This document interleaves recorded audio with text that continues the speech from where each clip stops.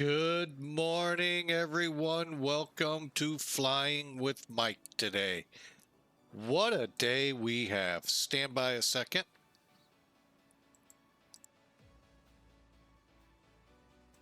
Oh, sorry. You know how it goes, my morning cough spell. Oh, Lord have mercy. All right, well, today's flight is going to be a fun one. Many of you asked me for the 777. Sorry, it's not that one. I think you've all figured that out. But we're flying something that many affectionately call the pencil. Some call it the Atari Ferrari. Some other nicknames out there along with the speed this plane had. But overall, it is, in any way you call it, it is a 757-200 freighter sitting in front of you. RF is basically Rolls-Royce. Now, I guess it would be PWF for Pratt & Whitney. Who knows? But anyway, we're sitting on the ground at O'Hare International. And I hope y'all are ready for this. Oh, and I forgot one thing. Doggone it. I'm just getting on VATSIM, so bear with me. I forgot something. There we go. All right, let's connect up. All right, we are on VATSIM now. Again, we are at Chicago's O'Hare Airport, preparing for our departure. And I know I upset a lot of people. Last week, I believe it was. I am actually kind of not a fan of the Nimbus scenery for O'Hare. And I know a lot of you are throwing lettuce, tomatoes, and onions at me. Kind of go light on the onions or just don't. Seriously, other than this little FedEx on the side of this, I'll be honest, and I'm sorry to break people's hearts, I really don't see a lot of difference between default and this scenery and the amount of money they extract from your wallet for it. So, yeah, I'm kind of disappointed in it, but we'll continue.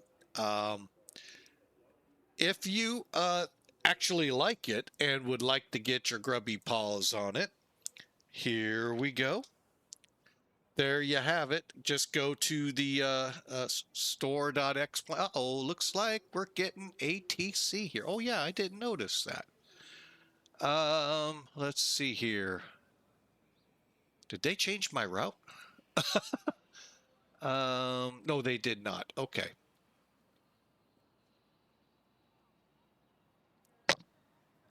Hang on a second. I'm just reading the PDC here.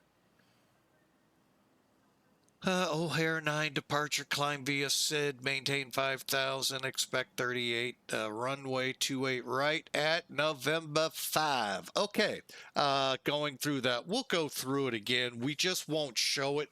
I have found when I show X-Planes, X-Pilot, which is what we connect to VATSIM with, the X-Pilot software, that you all won't hear it afterwards, and then I got to have it up there all the time. And I'll be honest, I know a lot of people love using it. I don't. So I'm going to go see what we got. Oh, Chicago Center is what's up. Okay. All right. But anyway, yeah, so here's a little bit more look of the airport. I mean, yeah, they have the extra runways and stuff. And some of what's under construction in play. The icing area, de-icing, or icing, depending how you want to look at it, right over to the north of us. So, all right. So, you know what? We are cold and dark, folks. We haven't touched the plane at all. This aircraft has actually been out about 4 years. So, actually, at least, correction, strike that, reverse, at least 6 years. When I first came over to X-Plane in 2020, it was available. I just like the longer flying runs of the 767, hence why I went with it. Oh, not to say this plane doesn't have some pretty good range in it itself. It does routinely go from the US to Europe, vice versa. Sometimes runs into fuel issues across the North Atlantic on the westbound run going into the wind. But overall, it's a doable plane. Overseas, obviously runs to Hawaii, runs to Alaska. No, it will not run from LA to Tokyo. Nice try, those of you that do it. Have fun with it. It's flight sim. You ain't hurting anyone. Don't look for it in the real world. Not even the 767 can do that one. So that's an Anchorage stop, and even then you're pushing it, I think, out of there. But I could be wrong. I haven't really looked at the range out of there. So, but it's really a good plane. Yes, I know many of you would have rather be start with the passenger version, but I like going with the cargo version. But what I purchased, just so you know what's on the ramp here, is the Boeing 757 V2 Professional Extended version. Okay, not the professional version, but the extended, and not, I think it's global, the next one, I forget. But what you get with this version, and yes, it is it's gonna take a chunk out of your wallet. You're gonna get the 757 200 passenger, 757 uh, 200 cargo, 757 300, and the C-32, the U.S. Air Force 757 variant. Um, so you do get a lot, but I get it. When you see that price tag, yeah, go ahead, smack your eyes back into their sockets, because it's going to take a little bit of change out of your wallet. So, so far, I have flown one flight with it. It flies pretty good. I missed a couple checklist items. Still looking for one. I'll find it eventually. But those of you that have this plane, I will ask for maybe some help along the way as to what I forgot, where did I mess up, because the FMC didn't go as expected on the last flight. We got here. We had no problems making the run in here, but we did end up with an issue where I couldn't put the flaps and stuff like that in. So I don't know where I made the mistakes. Thought I followed the checklist that comes with it. So, all right. So with that in mind, there it is, the 757-200 freighter, called an RF. I'm assuming Rolls-Royce. And you look close enough at the right angles, yeah, you'll see the windows. But overall, this is a really good paint job, really good aircraft to fly. It's just, like I said, the sticker is gonna get you on this one. Sticker price. All right, let's get inside. And like you see, it is a 757, 767 cockpit, literally the same. One thing I am not liking is I can't get easily the yokes out of here. I even come down here and there's no way to get rid of them. So that's a bummer. I know I can probably go through the EFB and find it. EFB, while the 767 hangs out over here, it's right here. Boom. Let me see. I didn't even think to look over here. Is it in about the same area? Yeah, it'll be pretty close. All right. So now there is an inboard checklist under in-flight. We're going to go to ops, ground, get the staircase hooked up, maybe. The chocks in, the LSU in. LSU is, for those that don't know, the luggage loaders, GPU, the fuel truck, ACU, and the loader unit. Without all of these, okay, all of these items minus, you could probably go without the GPU and the ACU. You will, and the chocks, even though, okay, let's be real, the airplanes do chock, but many people may not know that.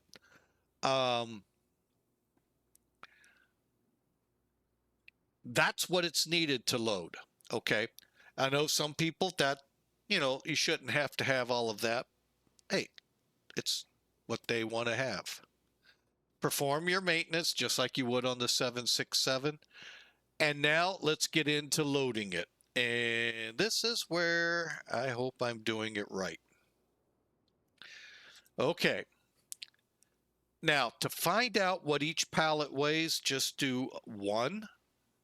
Oh, wait, back up. Okay, well, there's 1. Pull out your $1 million calculator from NASA. Oh, you don't have one? Oh, neither do I. I bought it at Walmart. 121340 is the zero fuel weight right now. With that 1, get rid of that cargo weight. Okay, zero it. Whoop, that didn't work. Let's go 0. Okay, now subtract 117,500. 3,840 pounds. That is what each pallet weighs. 9,800 pounds is what it is on the 767. Okay, so keep that in mind. Now, we're flying for FedEx Express Virtual today. And our expected payload is 36,570. We are expecting, hang on, a zero fuel weight of 166,502 pounds. So 166,502 pounds. So how do we get this? What I do is just take 36570. That is our, that's our planned weight out of here, payload wise. Divide that by 3,840 equals 9.5 pallets. Now, how do we put a half pallet in here? First off, let's put 9. 9.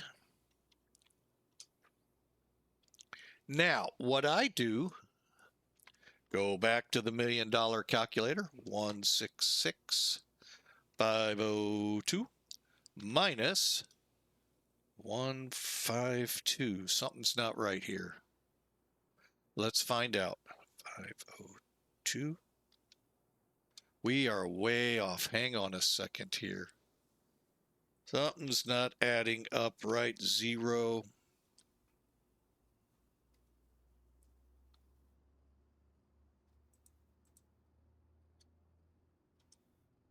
Okay. Do it again. 121,340 minus 117,500 equals 3,840. Okay. All right, let's do it another way. Hang on, we'll get this because it actually did work out perfect last time.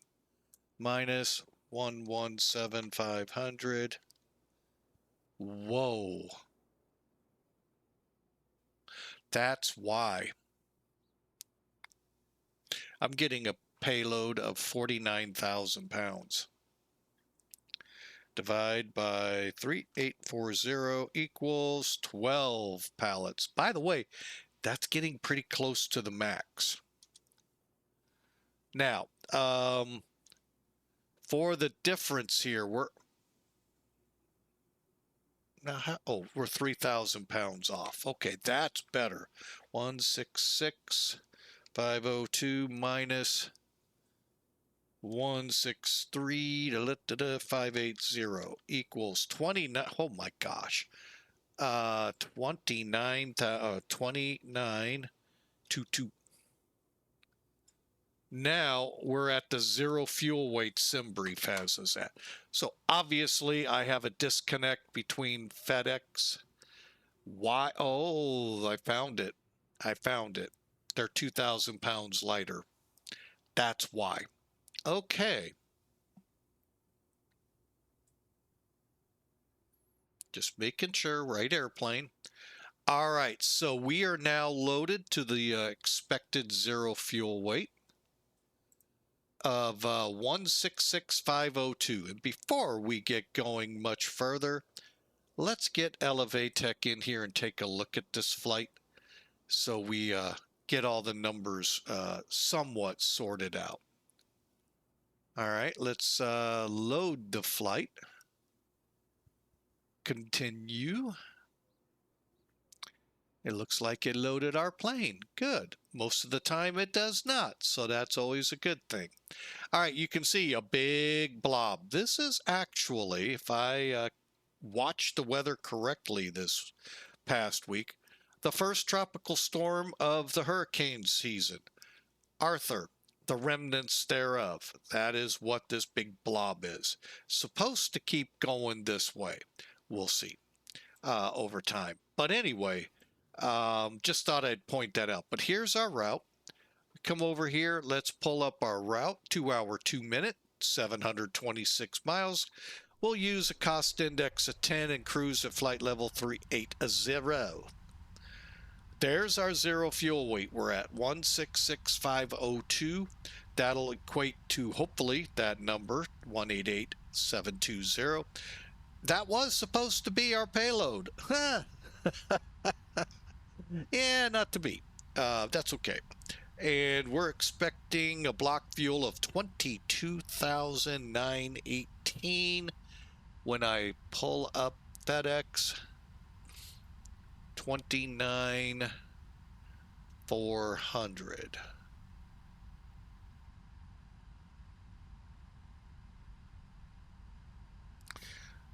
Oh, there it is, 29,400. We'll go with that number, 29. I wish I'd have put it in. We'll go with 22,918. Hope for the best. So there you have it. Again, O'Hare Center online. Everyone else sleeping still. And then if time permits, we'll see if there's another flight we could do. You never know. All right, so let's get rid of Elevatech and continue on with pre-flight. Okay, so that's pretty much got us loaded up to fuel. We said we're going to go ahead and go with 22,918. 22,918. Oh. 22,918. Boom. Okay, enter. All right, and 189,420 is very close to our estimated takeoff weight. Okay. Now, couple of things you need to do before you hit this button right here. Make sure it lit up. Okay. We did the maintenance. It tells you that below. Optimize. We want to make sure we optimize this. You will never fill in all of these boxes. Trust me. I literally tried once and you can't. And that's because it's preloaded to a certain weight. Now click load. Look at that. Error. Doors are closed. So it's not loading yet. Okay, so go up here to Ops, Airplane. Now with this airplane, you can just hit Open All. Or I should say this version. Go back to Ops Ground. Now we'll spin out real quick. And you can see now all the neat little doors are open. They're ready for business. Now when you click load, it'll say loading the plane, please wait. Now, that message will go away when it's loaded up, just like the Flight Factor 767. Also, just like the Flight Factor 767, once we power up, the fuel will stop. Power. Wrong one. Battery.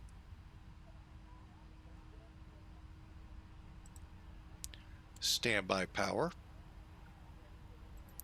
Okay, I'm not actually following the checklist. Dadgummit.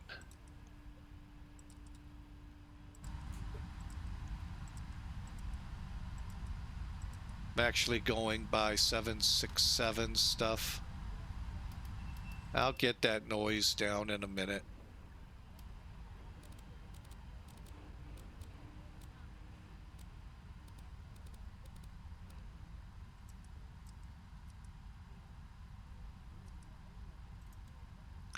Okay, I should have had these on prior to. Do not know where the power transfer unit is. That I don't know. So those of you out there in the know would love to know on my end and everyone else. But I had not figured. It took me a long time to find the engine limiters right here. So I have no idea. It's got to be something to do, I'm thinking, with hydraulics, but I don't know which one it is. But we'll go ahead, get our hydraulics up and going. And now let's start lighting up this.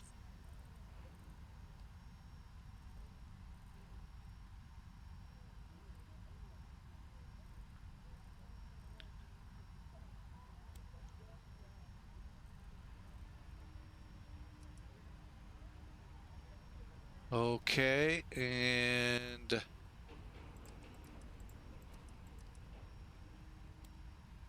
today is the 20th. Okay, we are going into Fort Worth.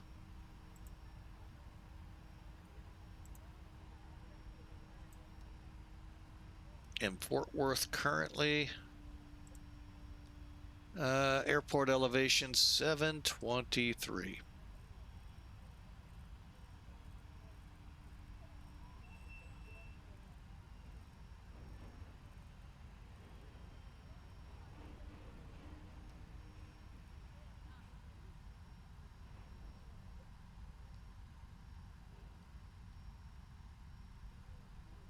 Oh, we may be loaded. Hang on. Nope, little more to go. About 900 pounds. All right, engine bleeds need to be on. Again, this power transfer unit, I have no idea where it hides.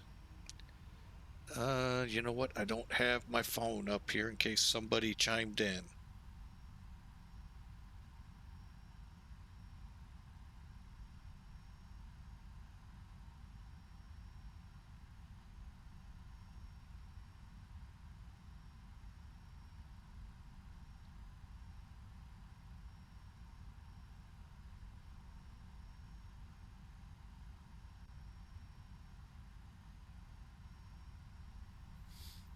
Okay, we got it up here, so if someone would be able to help me out, I'd sure appreciate it. But like I said, the big one I don't know is this PTU, power transfer unit. And it needs to be off, guarded. Oh, it's a guard. That'll help. Maybe. RAM. Okay, that is not helping. There's pass only.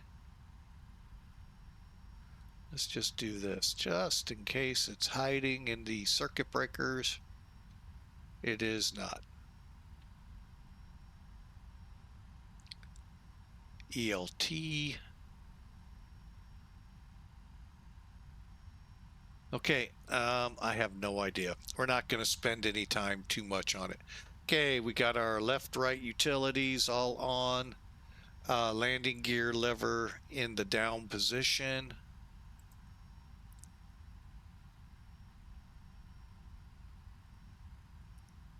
Okay.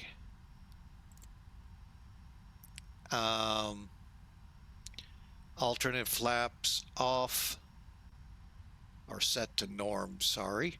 And parking brake set. All right, we got ground power, so that's good. And we are done loading. We'll check it out here.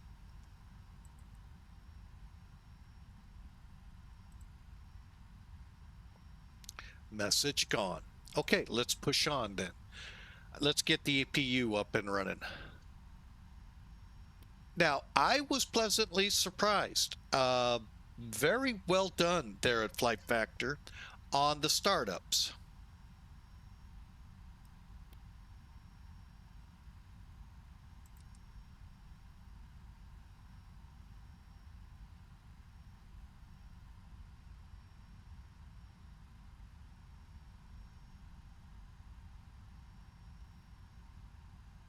One thing I did not check though.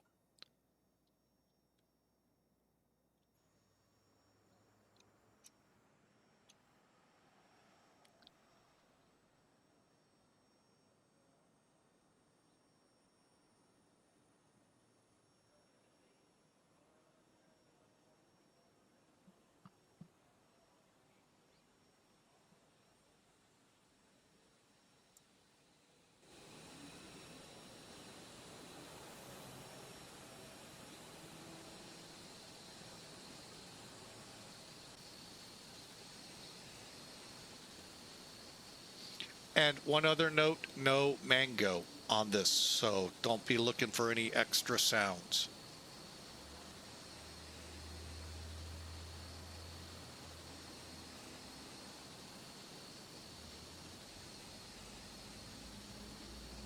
Okay, not bad.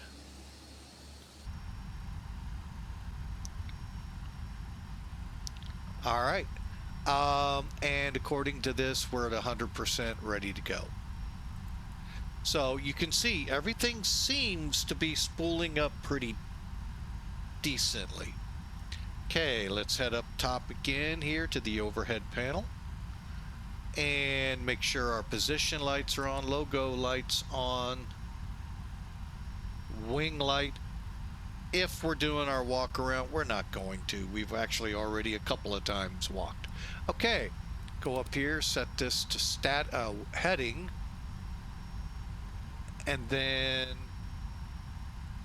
align, align, align. I do it this way so I understand we're going into alignment. Now you can go straight to nav. I like to wait for it to go to nav, and I've got it set up for real world.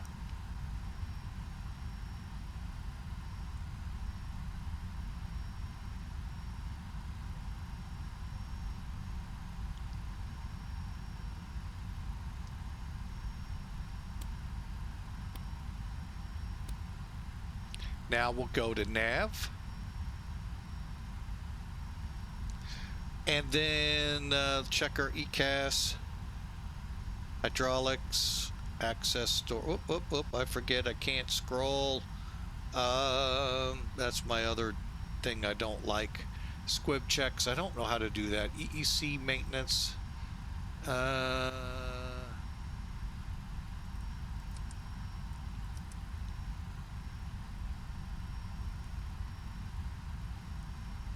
And as you notice, I close the guards. All right, flight recorder, and okay, down here, FMC, check your air neck. We're due to update July 9th, so it's not far off, but we got a couple of weeks.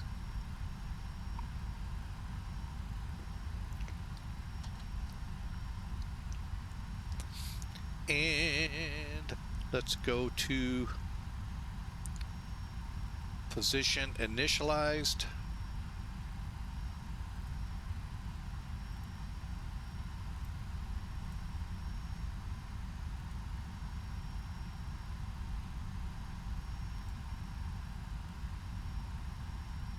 Okay, and when you look at the chart, most likely there are no coordinates for the cargo areas. Go to route, click AFW.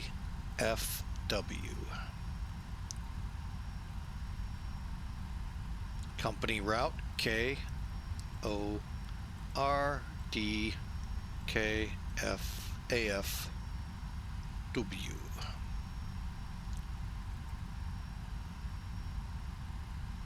Activate, execute, clear. All right, so it is in there. We're direct Acito Adele. So we're doing good here. Now let's go here. We cannot choose the O'Hare 9, so we're going to have to physically fly it, just so you're aware. 28 right. Execute.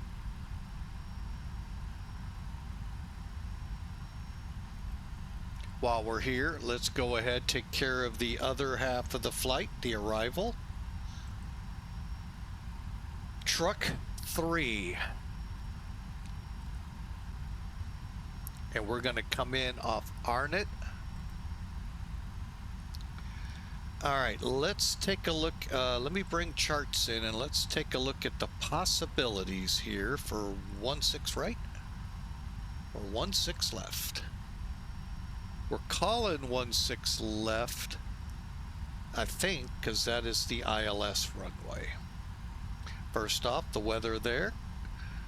10 miles broken at 1500, so it would be smart to be on an ILS. So we're going to go ILS 16 left. Let's switch runways.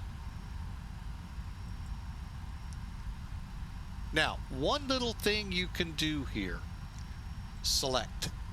What it's going to show are all of your 16 left approaches. So we have a that's RNAV. But from UKW, we have a transition. Now, if none of this makes sense to you, just click the little chart. There's the transition off UKW, or we just go direct Argu, I think it is, and we'll truck in that way. And that's what we're planning. So we'll add to route, and you can see it now doesn't show that off UKW, just shows us stopping a truck, and we'll go to Argu. 16 left, execute. Now let's go to legs. Actually,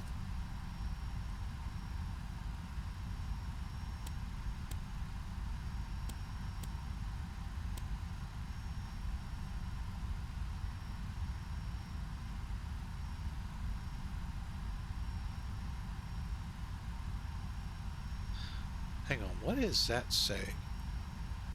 I did not pay attention yesterday too much. Oh, plan. Okay.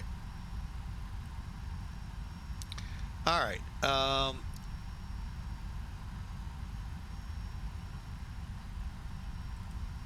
Acito, we'll just go through it real quick. St. Louis, Farmington, or Fort Smith to Arnett, right?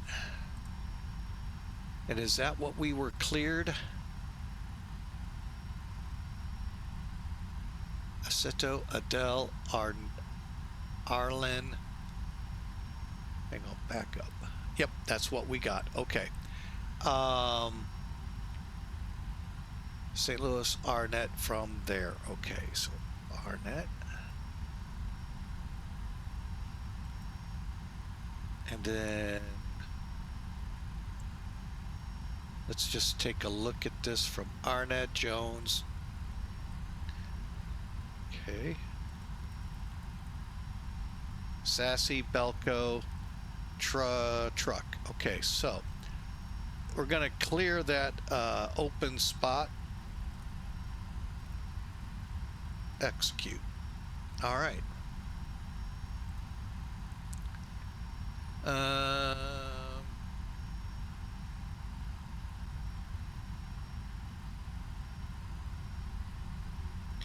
Okay, we're all set to go here. So let me pull charts away.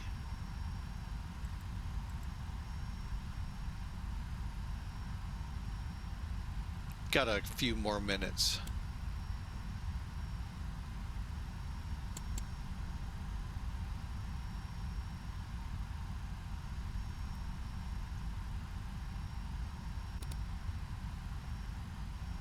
One thing I've noticed, this aircraft does not have a terrain radar. Not certain if that was ever included or not. I'll be totally honest, not totally up on this plane. Okay, and looks good. Okay, legs. Go back to route. All right, we'll hold there for a second. If we head up top here, just like any Boeing setup, we have 2 minutes to alignment. So we'll EEC, yaw dampers. Just going through.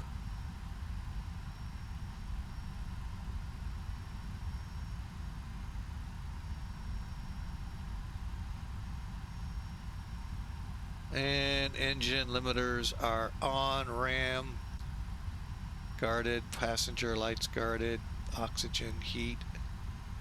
All right, let's all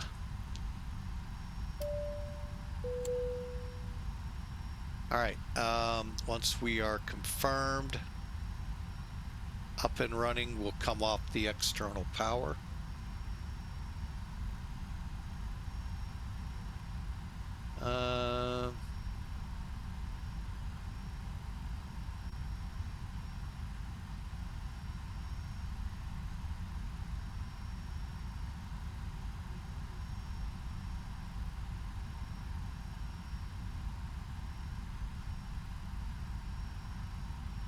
All right, and logo indicator light check. Really? I didn't know there was one here. Engine bleeds are on, ELT on, armed, and we'll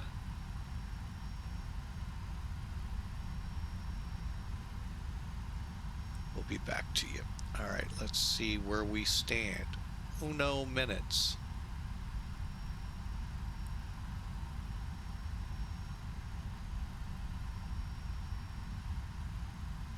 All right, where do we do?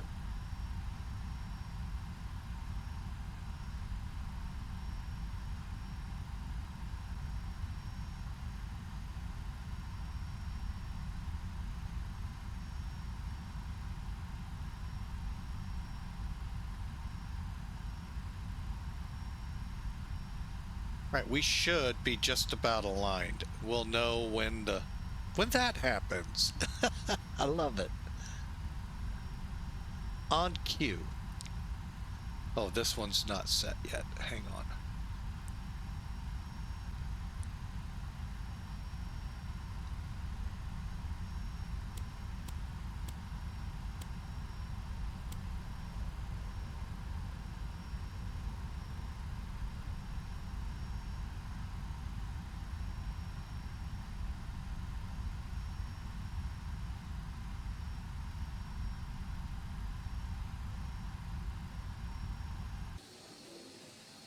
All right, we are loaded. So while we're finished getting ready to switch over. Ooh, whoa, whoa, whoa, whoa. Let's go here. Ooh, almost shut it down.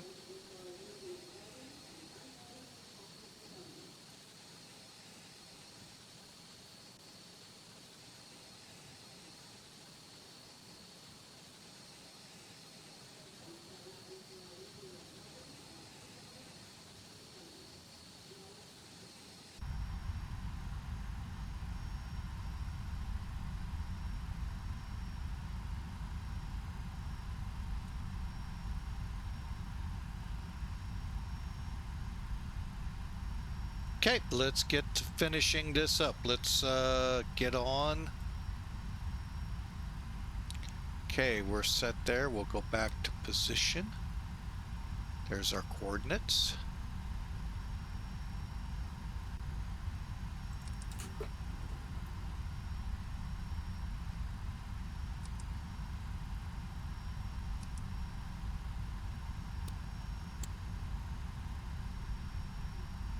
All right, we're on complete internal power. Well, one more time.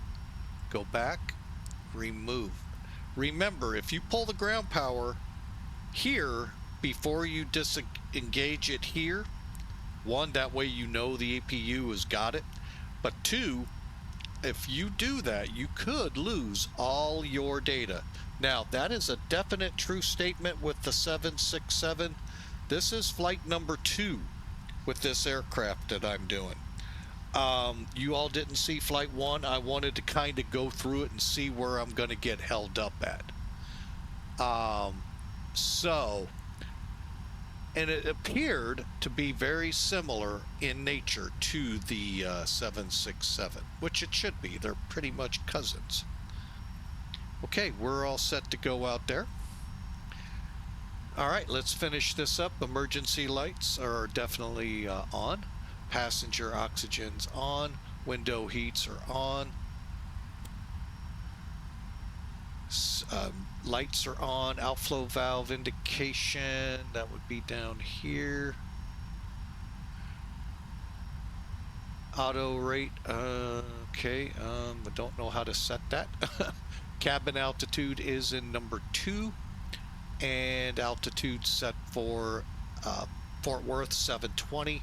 Logo lights, indicator lights, we didn't check. Okay, engine bleeds are on, however showing off.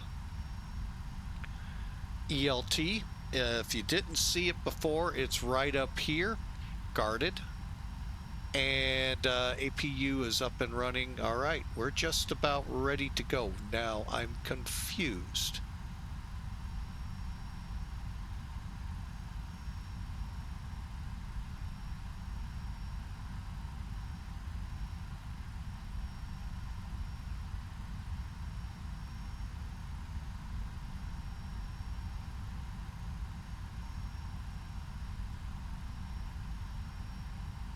Okay, I was a little confused because I'm like, I don't even have performance data yet.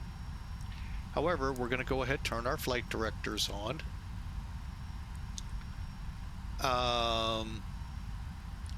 Auto throttle off. Bank limit, auto. Altitude, 5,000.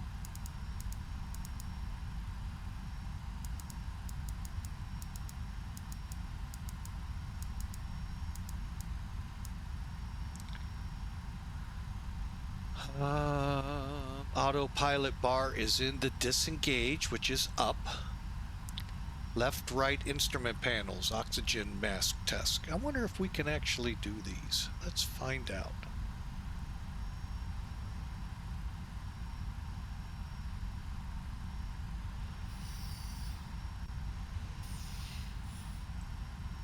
Look good to me.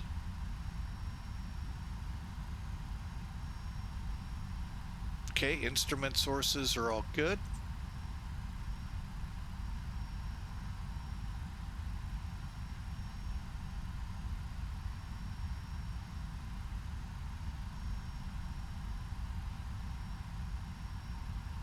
Okay. And yeah, I know there's a lot of things here you're seeing that I normally don't do. Left, right, altimeters for AHA. AHA is 2996.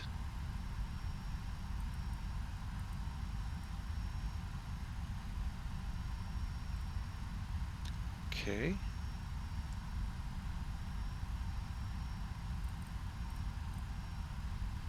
All right, altimeters are set. Master clock, reserve brakes off.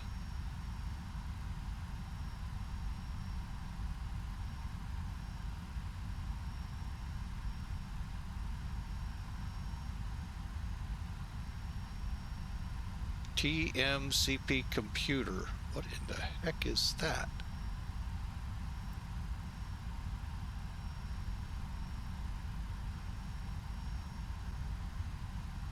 Hang on, that's a new one.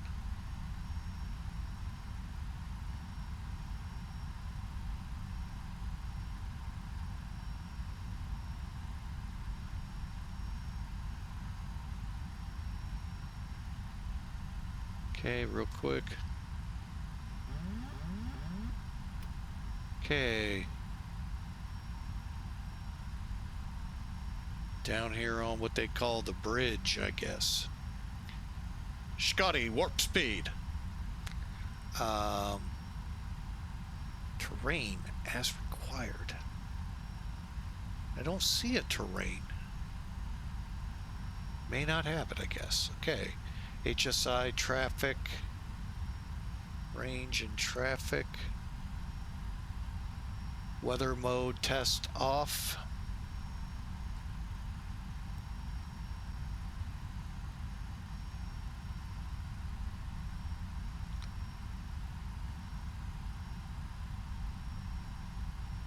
Left and right comms set.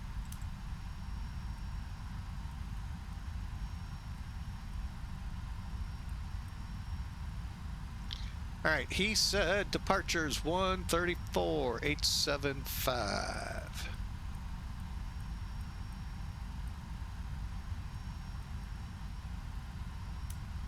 We'll stay there quiet. Keeps it a little bit on the quiet side. ADF panel set.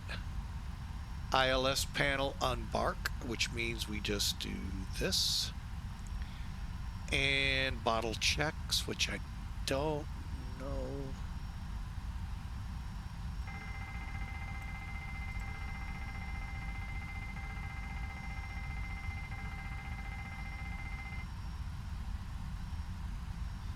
Okay, first time. I didn't realize that's where it was. Fire, okay. Transponder will be 1306.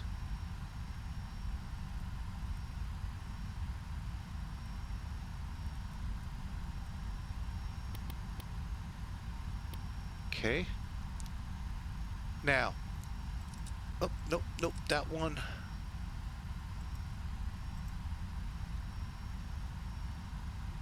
Okay, for the X-Pilot guys, this may apply, well, it won't, because this would then be the other simulator. So for those on X-Pilot, if you have a different one, you may have to do your own testing. Make sure where you see the comm radios, upper left, you'll see, in my case, Unicom, which is what's the green lit, and then the guard channel, 121-500, all are supposed to have that one on. Not everyone's going to use CTAF, but in our case we have center, so it doesn't matter. Now make sure TX RX on your primary comm, whichever one you like using. RX on your comm too. We all know that, right? How you make sure? One, have it pulled up, but two, you should see them all darkened. And if they aren't, just press the buttons so they light up, and make sure you turn them all the way up. Turn them all the way up. A lot of you out there don't realize you now have control over the volume in your headset, speakers, whatever you're running with. So you don't have to come on and say you're way too loud. Turn yours down.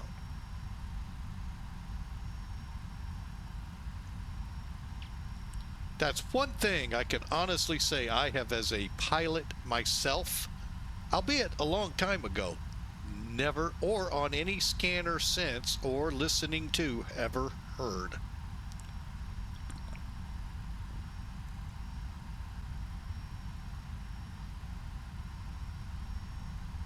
Okay, just throwing that out there.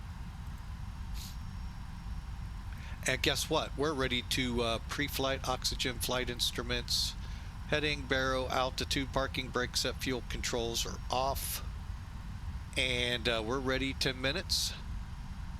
All right, let's try this again. All right, this is where I ran into troubles last time. So bear with me here, folks. And if you see me doing something wrong, by all means, let me know. For now, we'll leave that. Okay. Perf. 0 fuel weight. 1893, 1665. double check. 1665. Fuel 228. Good. Reserve for this flight. Oh, where are you? 7.9. Let's go 7. Cost index. Thought I said 10 in my brief. Yes. 380. Current, well, the winds as of this was 296 with a diagonal 52. All right, so if you remember, we're kind of going from O'Hare towards Dallas. That is a southwesterly track, which means with these winds out of the westerlies, we've got a substantial headwind, at least 14 knots. So that's actually not bad. ISF deviation, I don't know how to put that in. So I don't know if it's a requirement. I don't see the boxes, but then I didn't see them here either. And this is where I get into trouble. See, I can't throw the flaps in.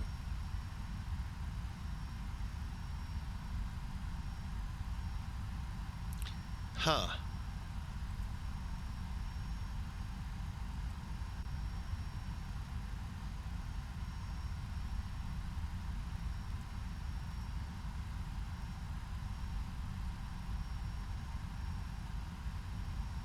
And it does, because there's no flaps, which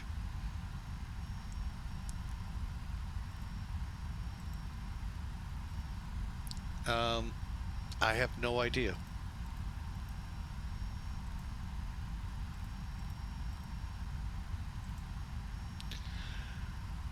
Okay, 144.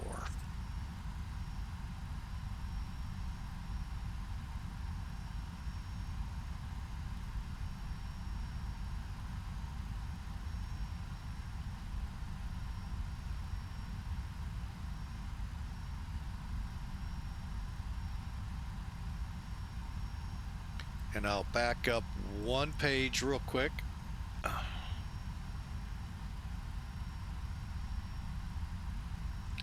I'm going to try something. Just bear with me. I'm going to go through the briefing page. Oh, you know what? I can do that with you. So that way you all know what I'm doing.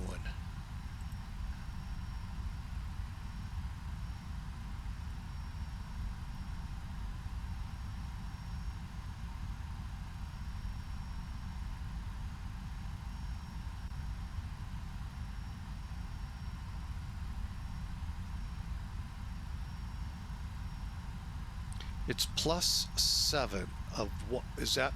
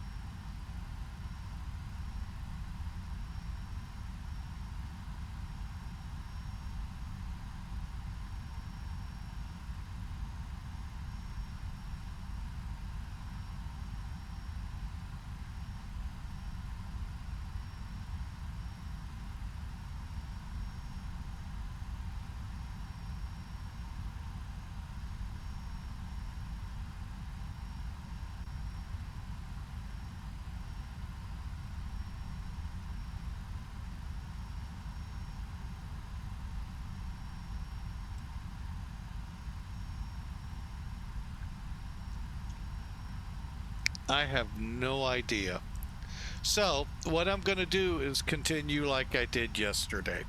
Actually 2 days ago.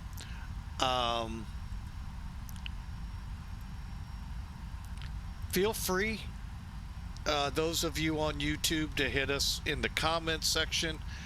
Again, the question of the day, how do I do the ISA deviation? Could I do...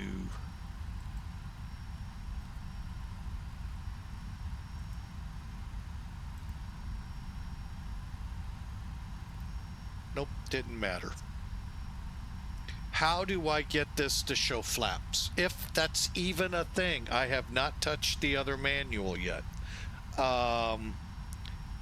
So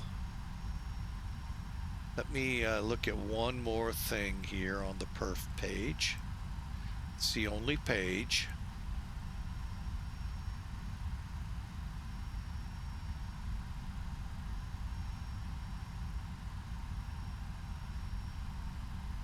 Okay, well, that's what we're going to go with. 142, 142, 144. What I'm actually going to do here, go to takeoff. We're going off runway, not 22, but 28 center. No, right.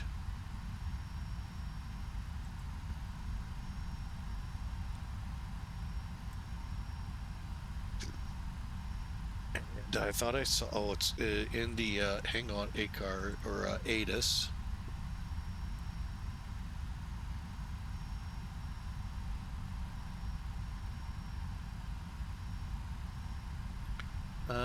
Hang on, I'll find it. ILS landing in effect. Departure 22 from, which is 9,750 feet. Whoop. Let's throw that in there, 9750. Optimum brakes or bleeds. Okay. Whoa, that changed things. Now we're going to be doing, okay, well, we can't do a D.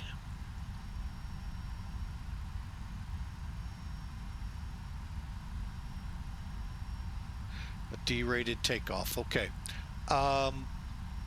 48 becomes the new number. And new numbers over here, 148, 149, and 151. Again, using SimBrief's takeoff performance calculations. Landing. Like I said, I wish we could get more information in here.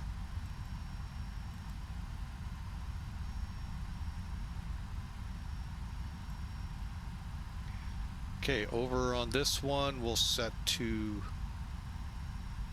legs. And we're just about ready to go. Takeoff page says flaps, thrust, D-rate, CGs. None of that comes up. Climb, cruise, MCP. Now, you know, I do need to check to see if I need to update this. That is something I haven't done here in a while. And let's get our ACAR system up and running.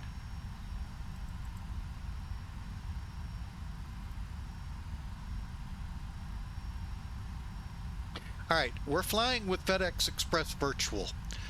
Very good, very nice airline. For those of you in Twitch, you've got it in the chat room. YouTube, you've got it down below. Very easy to use. Go to the website. First off, when you sign up, FedEx VFD, I do this every time, www.fdxva.org. Sign up, be a part. It's a really nice, easy VA to work with. They just ask you know how to fly and not tear up their airplanes. You'll just book a flight, and you have to fly from where you left off at, which, you know, some pilots don't like, because in the real world we go home. Yeah, yeah, I know. But not here. You're gonna go right back where you started. So get over yourself. No, just kidding.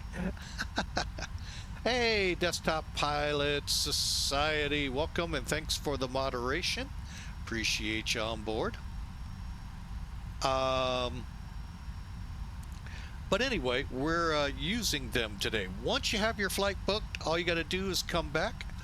You can simply hit start, or like I like to do just to make it think like I did something, KORT to KAFW, which, by the way, This Fort Worth Airport Alliance is a regional hub for FedEx in the real world. A lot of 757s are found there for the day sorting. I'm not going to lie about the southeast one because I think it's up at Piedmont International there, but I could be wrong. They have another one and I can't think of it. But anyway, they have these, and that's where they kind of aircraft come in and then they disperse out to the littler areas by plane, if need be by truck otherwise. And it just helps out. But this is one of those regional hubs. Okay, and there's our weather. And then we come back to main, hit start. And we're ready to go. Now, I always like to verify. I'm from the Reagan years where it was trust the Russians or the Soviet Union with what it says, but verify. And those of us that lived through that know exactly where Mr. Reagan was going with that, President Reagan.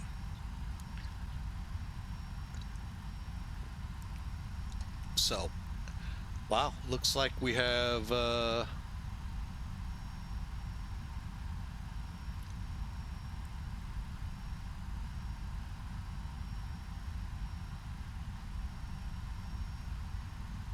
someone going from Toronto to Memphis and one from Newark to Memphis, and then there's this guy going from O'Hare to Fort Worth.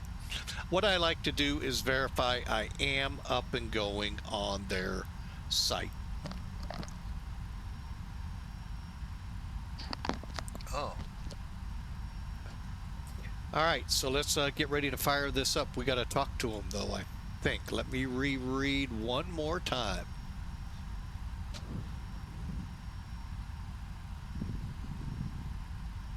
Ready to taxi. All right, so we can push back. Might even be able to pull up to the movement area line and then call them, or while we're pulling up to it. Okay, switch over to engines. Now, KIRUs are up, aligned, positions are equal, performance page sets climb in, okay, MCP V2. Make sure that says 151, okay. LNAV armed, no, not right now. Not until he clears me direct.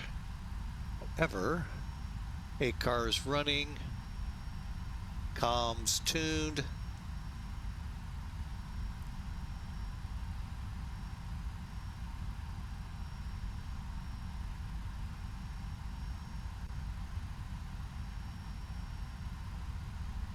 Okay, we're ready to go. Let's see. All we got left are chocks and the air stair. Let's get the staircase out.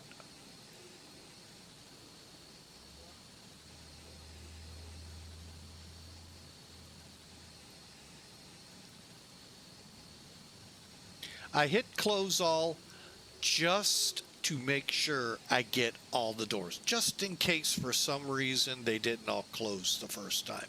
Should, but you never know. Trust, but verify. Chocks only. Away.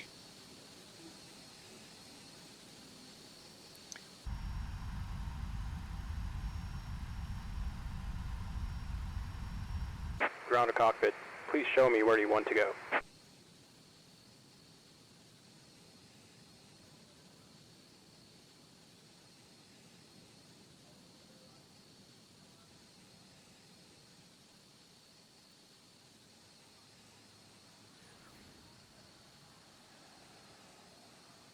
Ground to cockpit. Tow is driving up. Okay.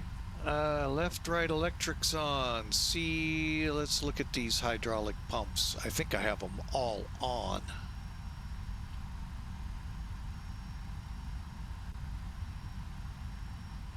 Okay, right, left electrics. Okay, all doors and hatches are closed. Ready to connect. Center, and they're all on. All the fuel pumps coming on.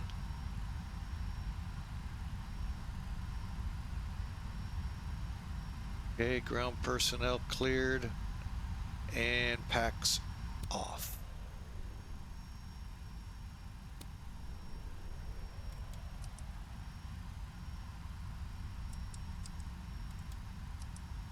There we go. Well, that's always weird why it does that. All right, we've got our pressure. Safety briefing underway. Tow connected and bypass pin inserted. Release parking brake. Red lights on.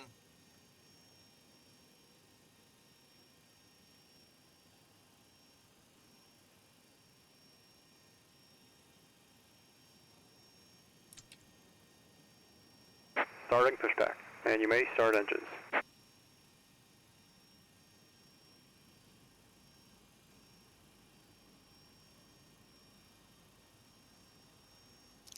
All right, to start them up, again, packs have to be off. Make sure your fuel's on. And then we'll start number 2.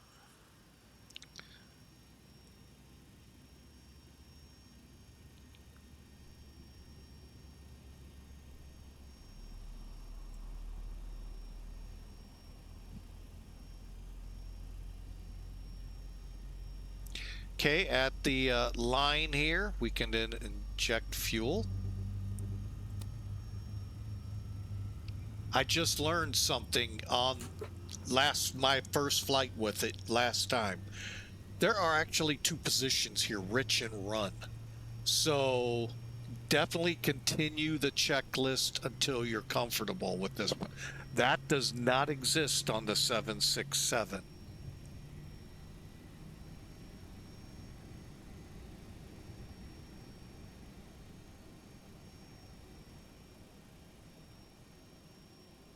Okay.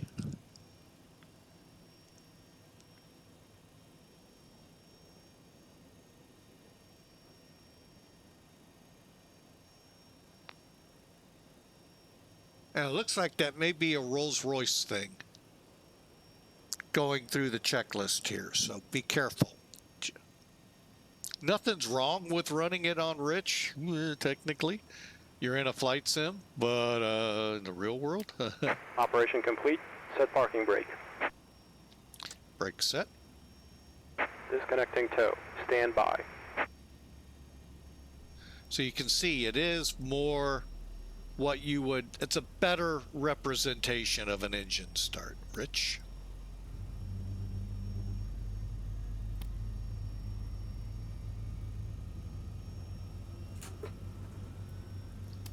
And again, this could be Rolls-Royce, what I'm tackling here with the takeoff ref.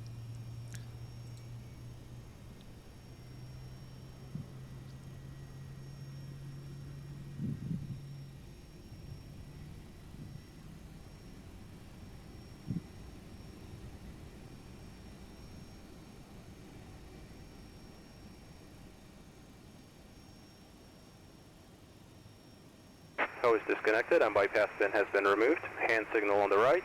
We'll see you next time and have a safe flight. Yeah, thanks for the pushback. Those new to X-Plane or checking us out to see what X-Plane is about, that's a free plugin. There is a pushback module in here. I mean, it's good. It does the job. It'll get you pushback in a 90. But some pushbacks actually push you to a spot number. And that can be a fun challenge, you know, working around planes to get it there. Better Pushback can do that again, and it's free. All right, verify the gen control lights transferred over. How you do that is the gen control light here saying off is gone. Okay, after start, again, confirm your bleeds are on. AC packs can come back to auto. Bleed isolation off. APU off. Anti-ice, we will not need any today. And this is where things get kind of complicated. The trim, because we don't get the trim. And that's where a little bit of trouble comes in for me. But we can turn the APU off now.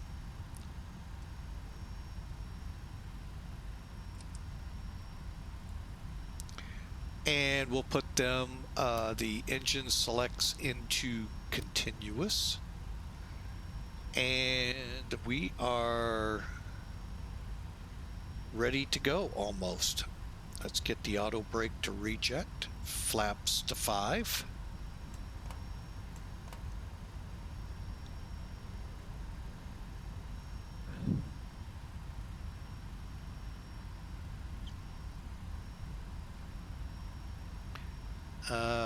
We'll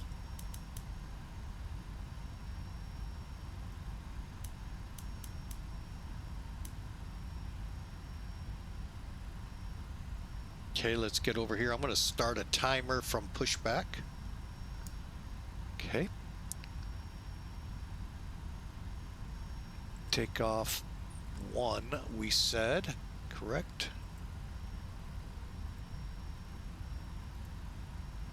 Takeoff 1. All right, we're set. So all I did was push the takeoff GA button here and the number 1. Climb, you can do the same thing once airborne. Set for climb 2 initially, and then as the engines catch up, they'll derate to the next or up. They will select the next level, work their way up to climb. I don't know the right number, but you know, the right wording there. But all right, we're ready to go. Flaps are at 5.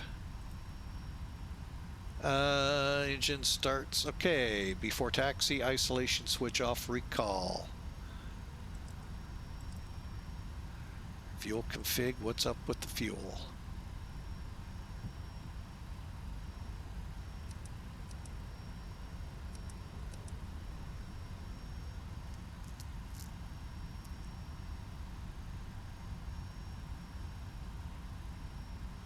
Actually didn't realize we had center tank fuel. Auto brake, flight controls, trim 3, ground, taxi, route, and clearance. Hang on, let's get that taken care of real quick.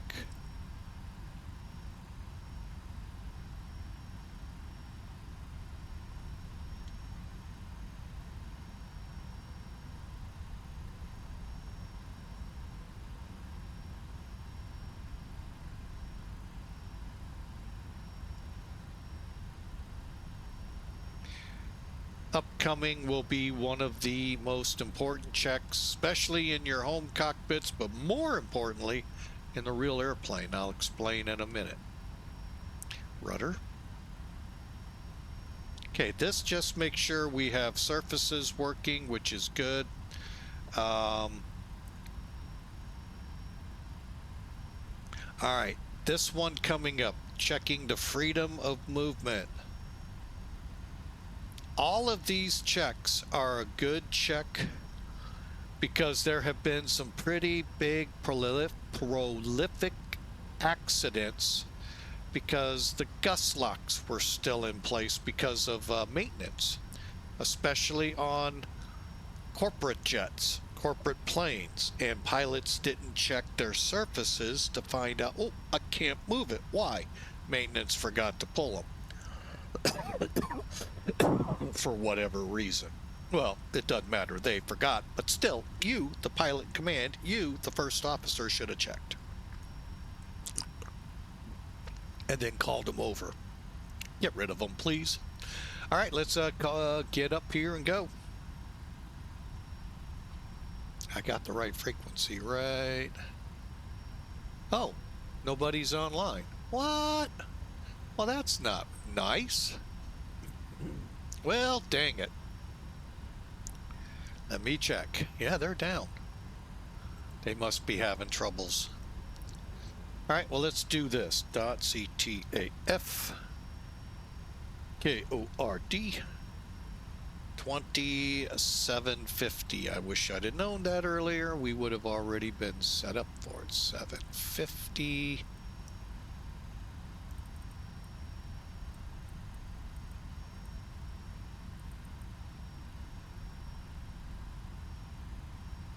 Ahoy air traffic, FedEx 811 heavy at FedEx, taxiing to runway 28 right, November 5 departure. No, I'm not going to tell you how I'm going to get there. You have to figure it out on your own. But I will tell you this, we're going to go across SS and take November all the way down. Where are we going off at? November 5? Where the heck is that? Oh, Echo. Whoa. That's a lot of runway. Echo, Echo would be November 5, Echo, Echo. Got it. Okay, taxi lights.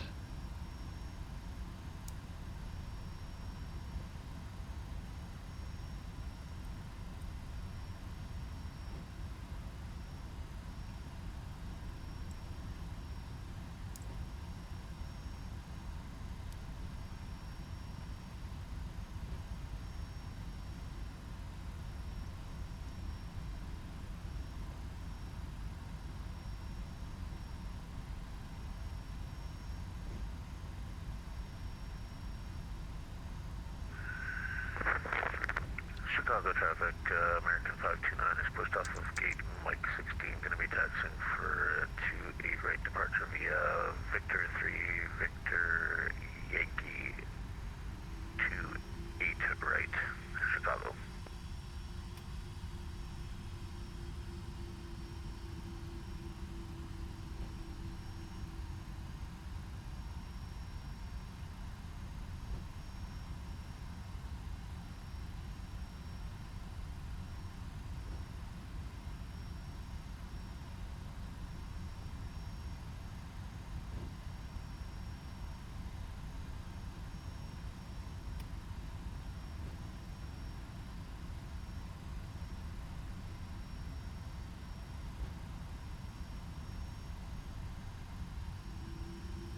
Oh, I never thought I could have gone down that way. Well, we'll get up here.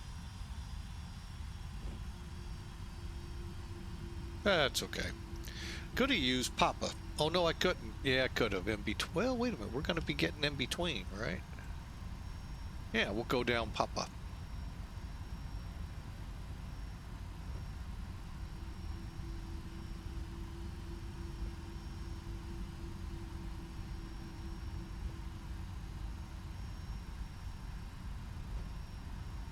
To Echo, Echo.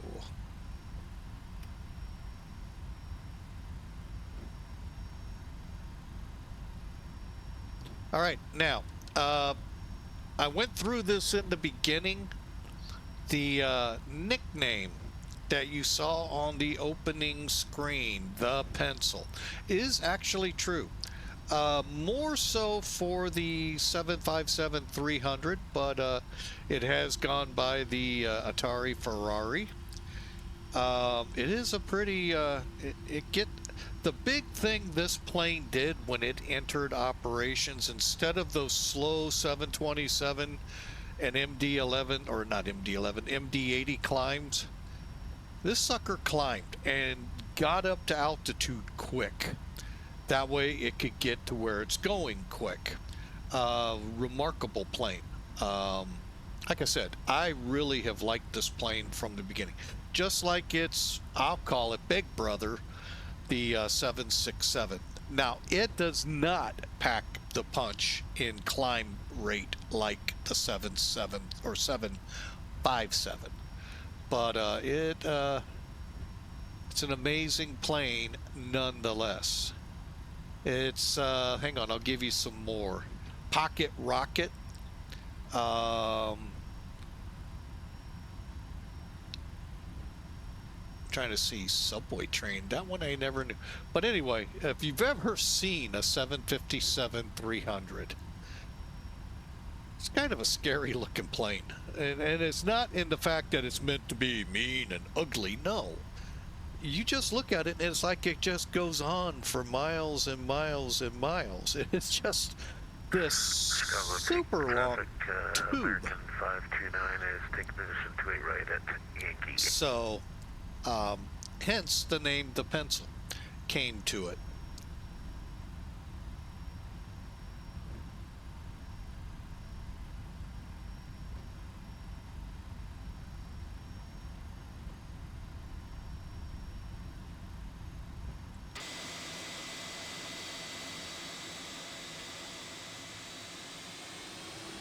Now, I will say this about this plane. When it came to FedEx, and yes, it is the demise of the 727 in this plane. This sucker packs a punch in payload too.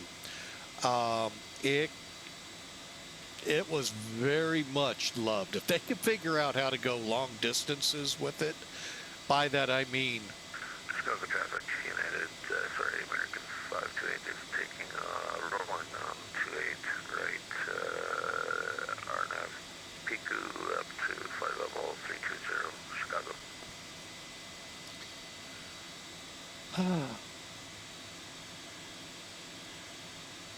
Is that Trump? It is. Trump won airborne. I know you didn't want it to look like that, but it did.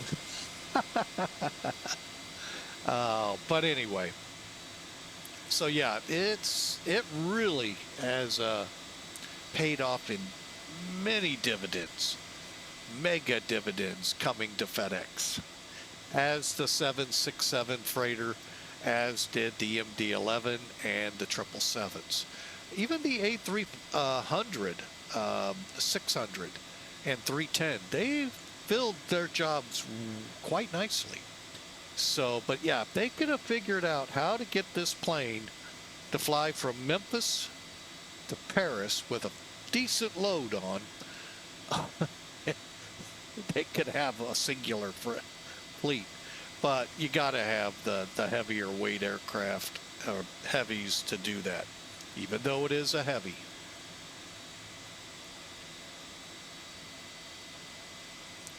All right, I need to get in here because Echo Echo is where we turn at for takeoff.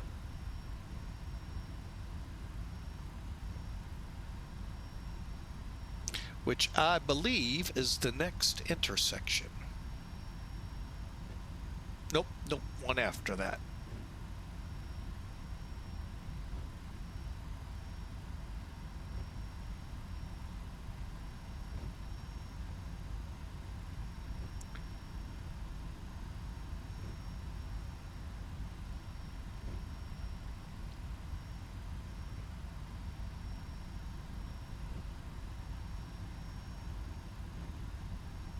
Okay, here is Foxtrot. One more.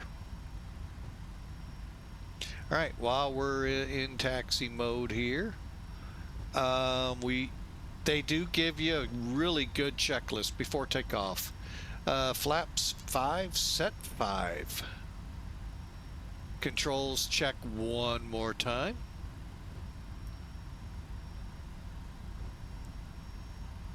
Speed brakes down. Flaps set to 5. Isolation switch off. Fuel switches to run. Missed that my first time. Cabin notifications complete. Trim. I'm going to leave it, and if I have to do anything, I'll adjust. Here comes Echo up ahead. And thrust will be set, and MCP V2. Okay, we're going to set transponder now, TARA. Radar to on.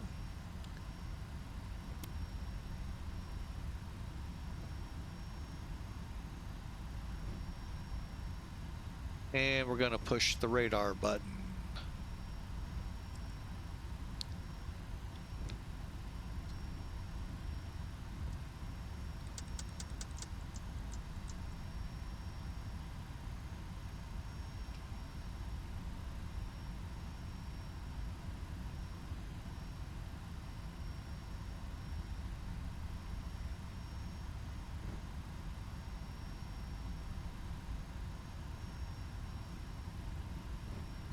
All right, O'Hare traffic, FedEx 811 heavy lining up 28 right, Echo, Echo, O'Hare 9 departure.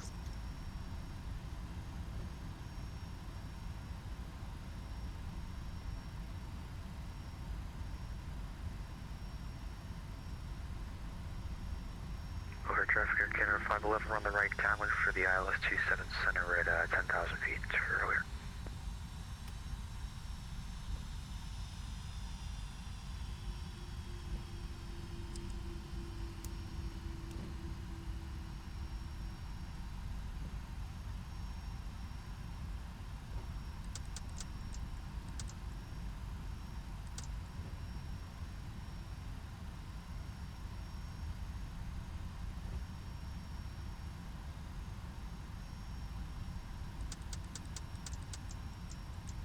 Okay, takeoff procedure, auto throttle to arm.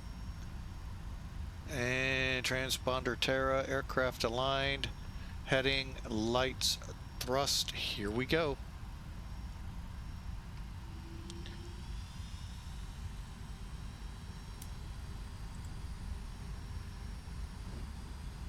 Toga.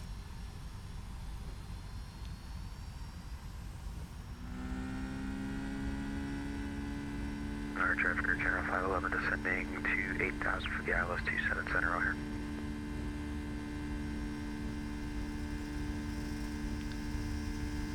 $80, 100.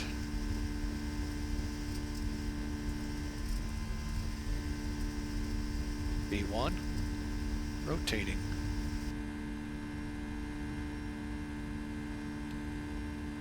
Gear up.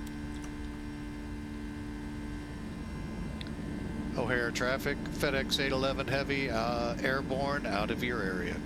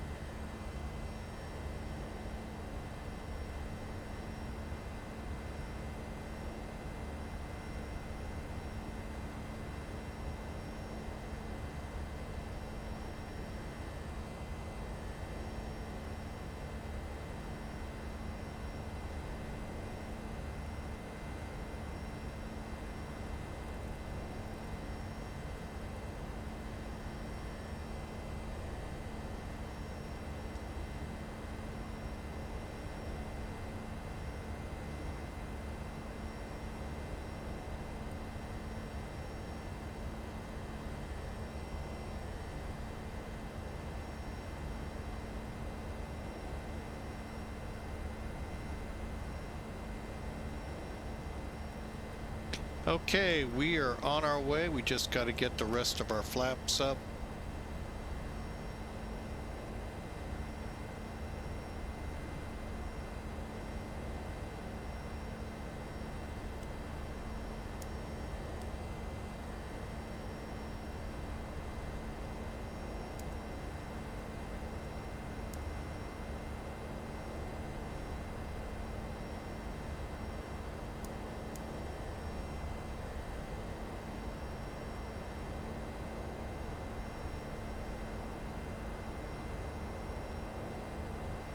Okay, after takeoff, just doing it real quick here. Landing gear, flaps are up, packs are on. All right, weather radar, select on ND. Okay, yeah, I'm not really thrilled with it, but hey, it works. And seatbelts as required. Okay, so let's just climb out, take a look.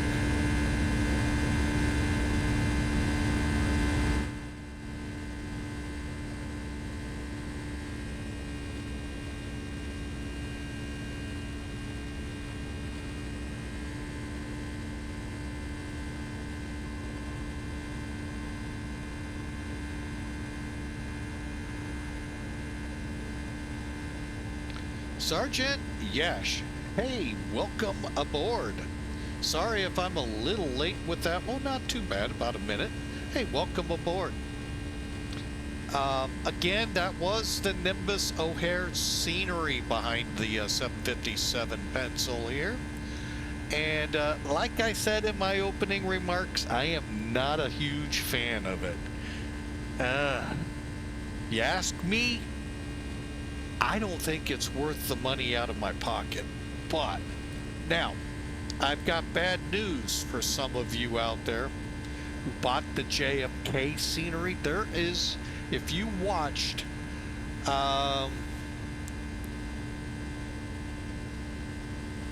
you're gonna play some sound effect to get my attention. Appreciate it.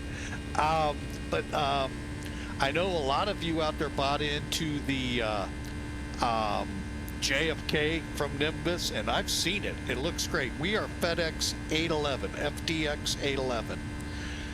And it is spectacular. Don't get me wrong. It looks pretty good. Minus the Pan Am area. Terminal 2.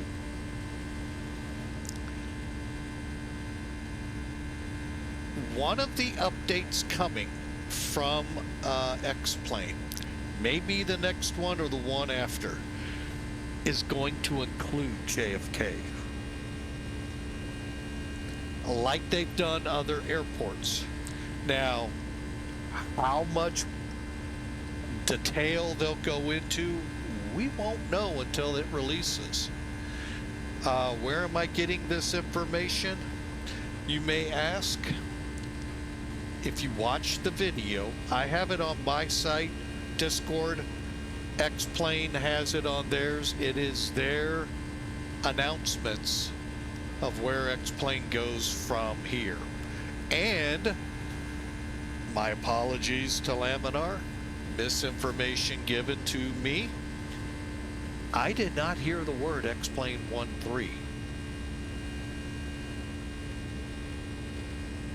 So X-Plane 12 will continue, and they are bringing JFK according to their announcement, and like I said, in one of these upcoming ones. So be watching for it.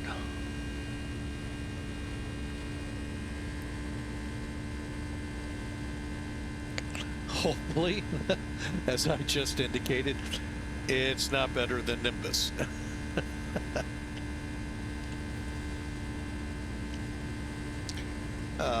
But anyway, we are on our way from O'Hare to Alliance Fort Worth. It's actually called, you know what? I didn't actually bring it up. Perot.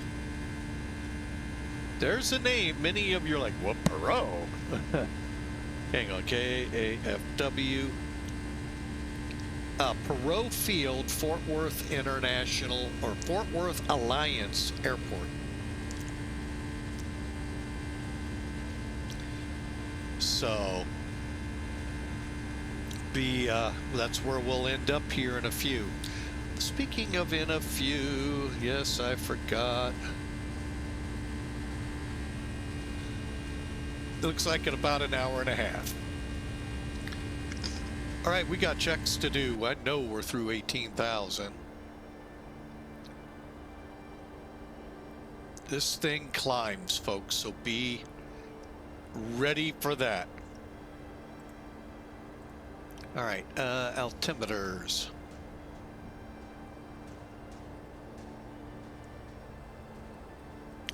just like the 767, they do have some click spots you need to be aware of.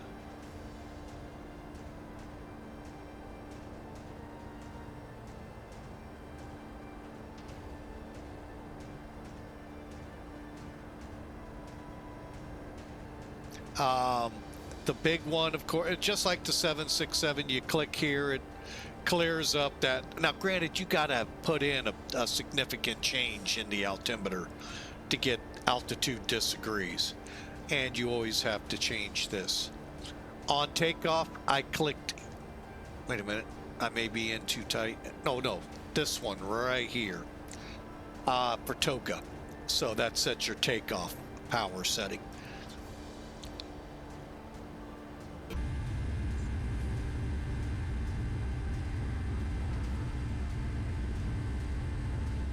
Now, I am not a huge fan of this view, and I'll tell you why. It's so far back in the corner, but it never changes.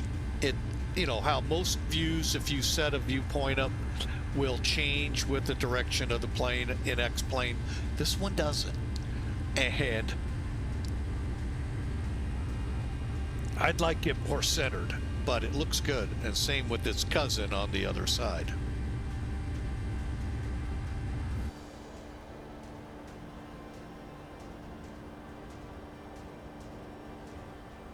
So,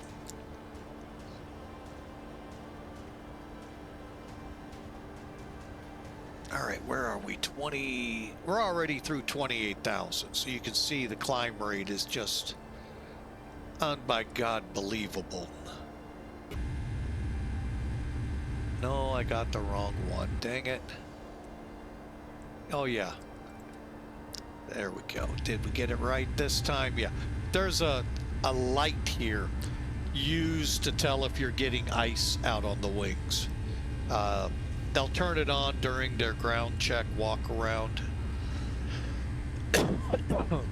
especially at night to help them see a little better. But it's mainly to help with ice detection. I'll tell you, the big problem is, let's get into cockpit. I can't see the wing. Let's see if I go over to the window. Still can't. Yeah. Welcome to the world of airline flying.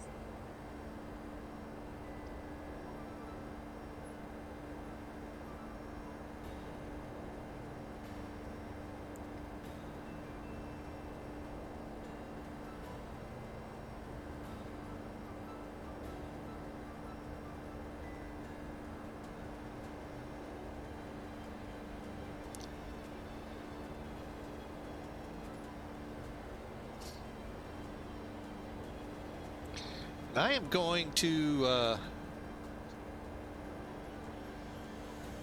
you're going to do some VFR in Alliance. Oh, well, we'll be there in about a couple hours. Let's see. 1 hour, 24 minutes.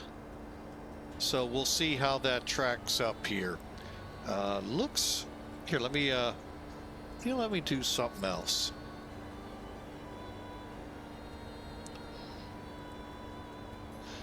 I always am late in getting this started too. VATSIM radar.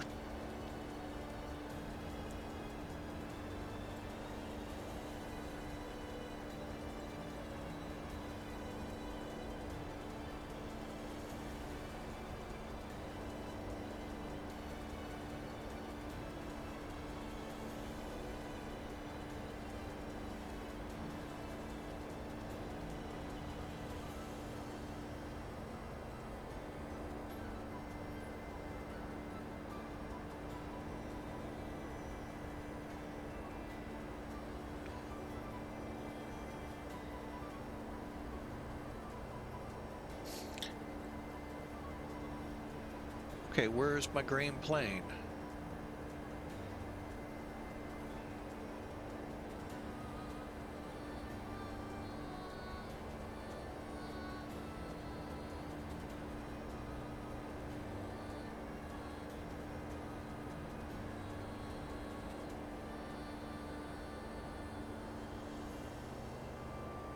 Huh. Change colors. That's weird. But anyway, let me bring that in. Sorry, I got kind of sidetracked there.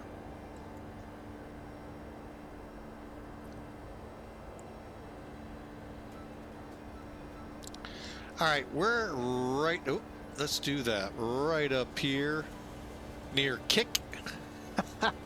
Love it. K-I-K-K. Anyway, St. Louis, Fort Smith, Arkansas, probably right about here, and then we'll get on the arrival down into Alliance. All of this mess here is Tropical Storm Arthur, or the remnants thereof. A lot of rain, a lot of storminess. But yeah, the first one occurred. I am connected.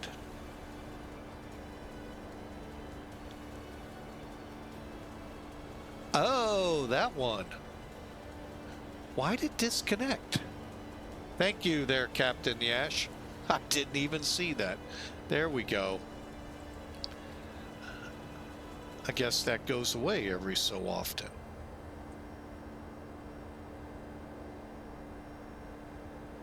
Yeah, I saw that. I didn't see that. What's the active runway? Down at Alliance?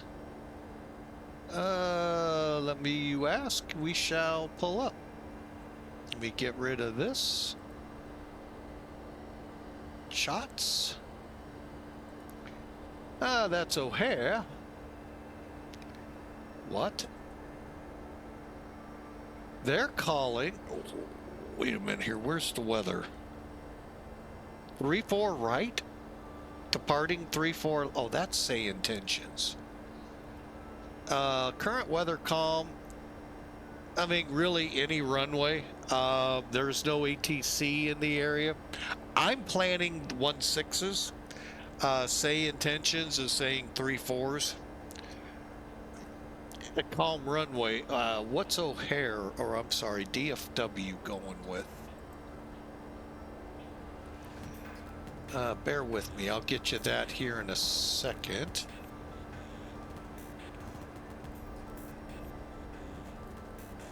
I say that, and then I can't find it. There we go. DFW.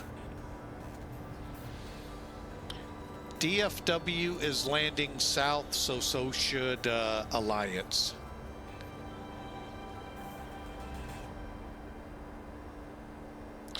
Whoa, this is an archive.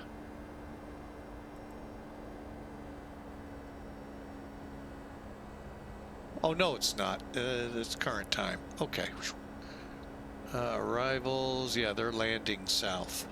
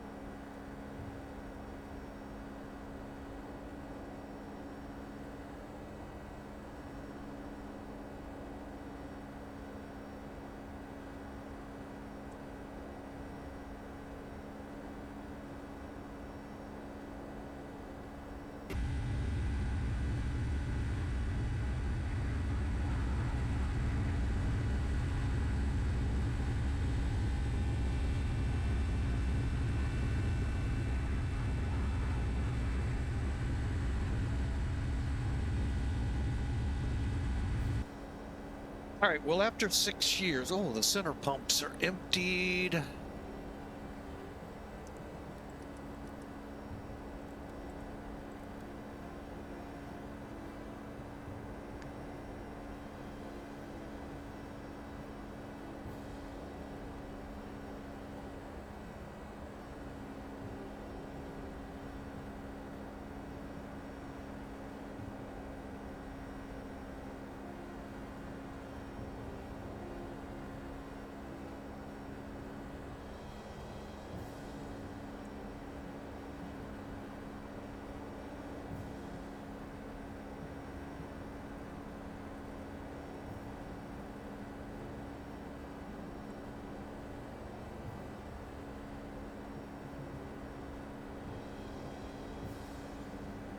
All right, 3-4 left it'll be for you.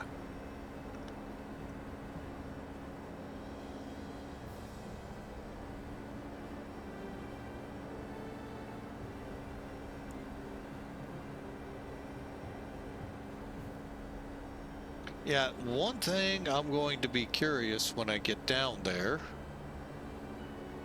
What's the meet? Okay, now we're broken at 3,500. Cool. So the ceiling came up drastically in the last hour. So cool. Visibility as well. So not as bad.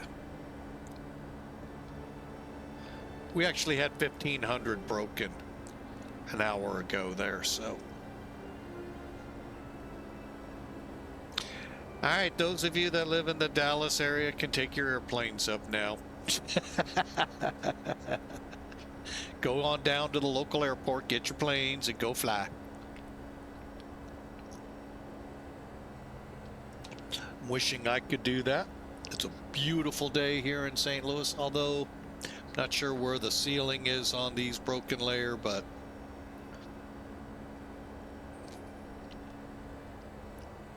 currently, for those interested into, oh, hang on, I am way off here.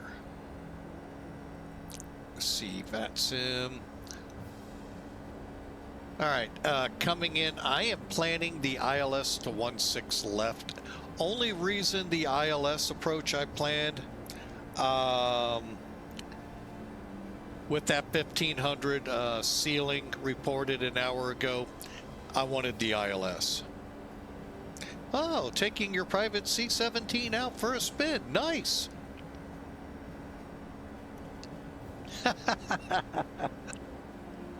Nice.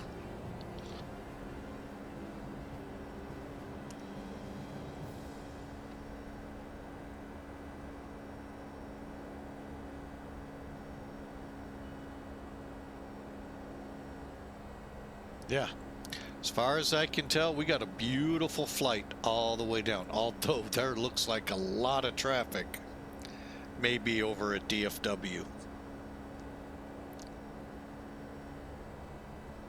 Or Love Field, who knows? They're both so close together. It's like Chicago and O'Hare and Midway. You get all of those airplanes and it can look like there's a big conglomeration. And then that C-17, you know?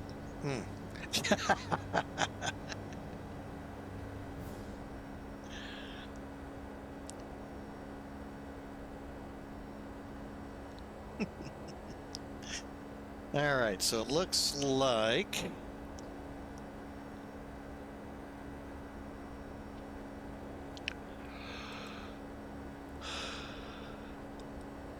oh man.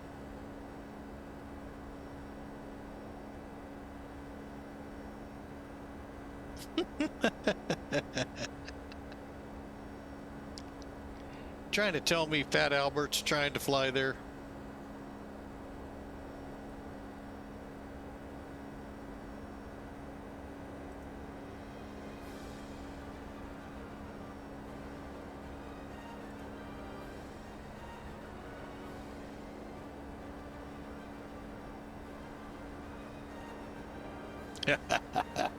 Actually, Fat Albert goes with the C5.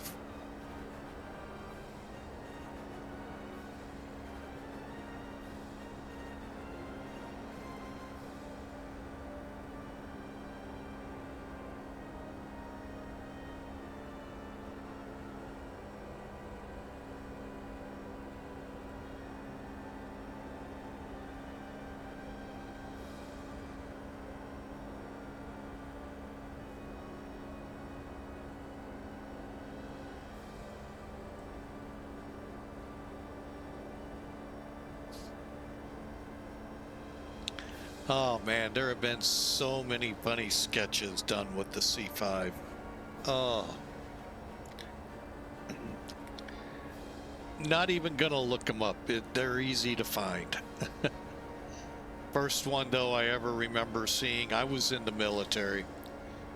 We were whatever the operation was called in Panama. there was a C5 on the ramp, and they animated the nose to look like it's talking. We're here for Noriega.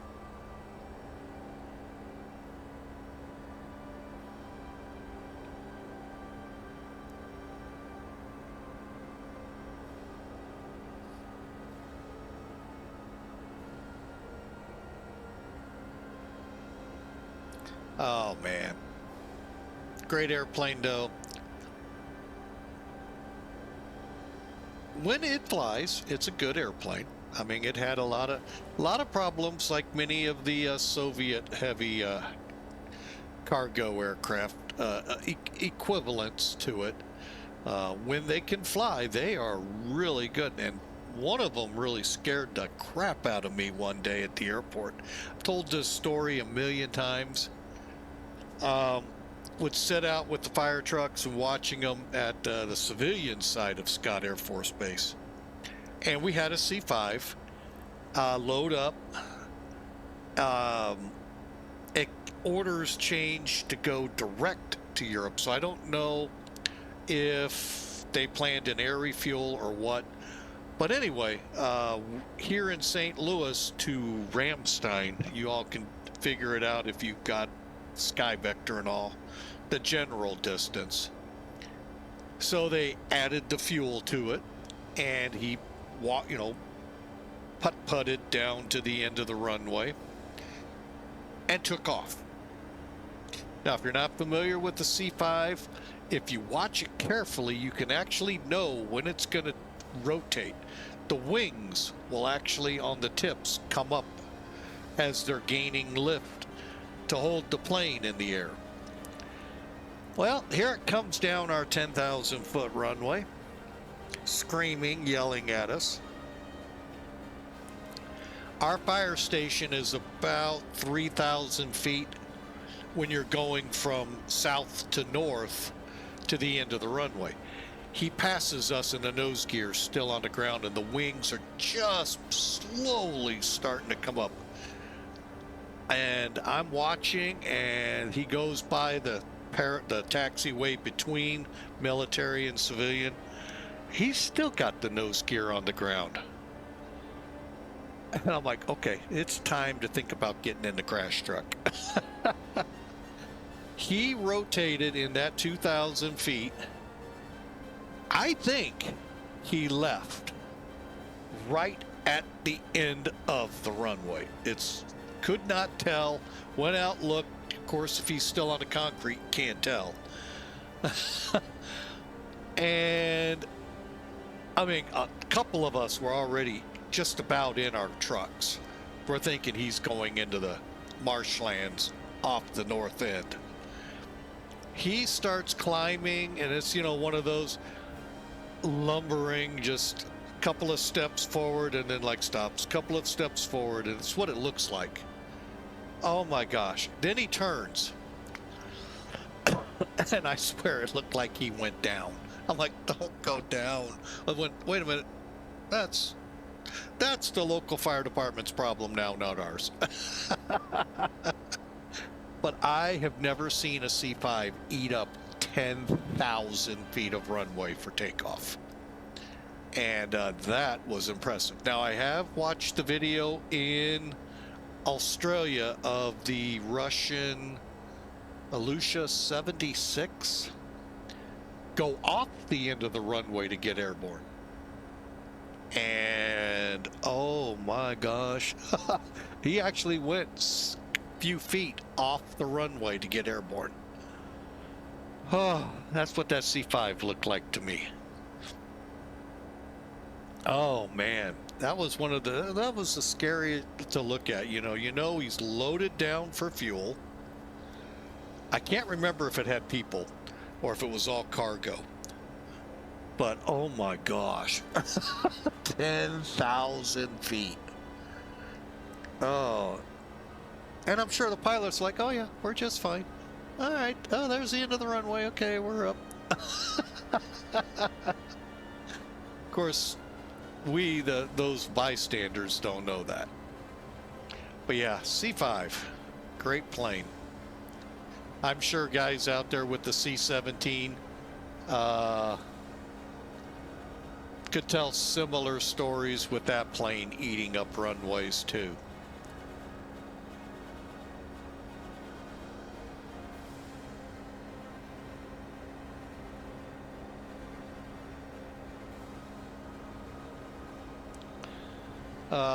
You know, and it's fun because the pilots all know what the plane should do. Keyword should do when you read those charts and graphs.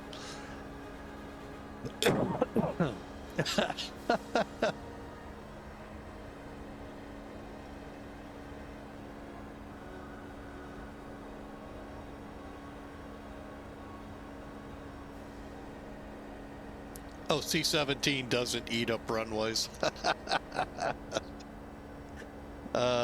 It most likely won't, but I bet you it can scare you.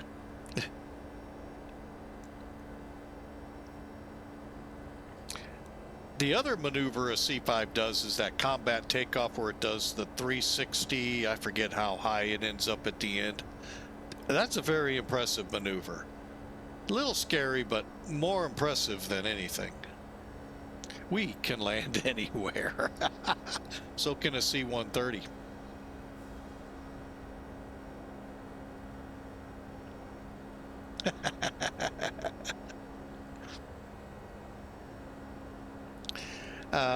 But yeah, the C-5.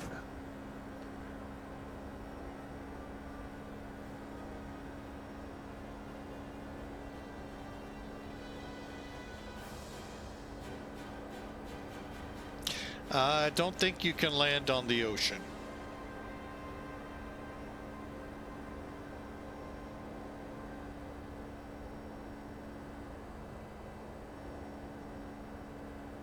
No. But it can slow down real quick. Deploy the paratrooper doors and go to idle. She'll be at 90 in a heartbeat.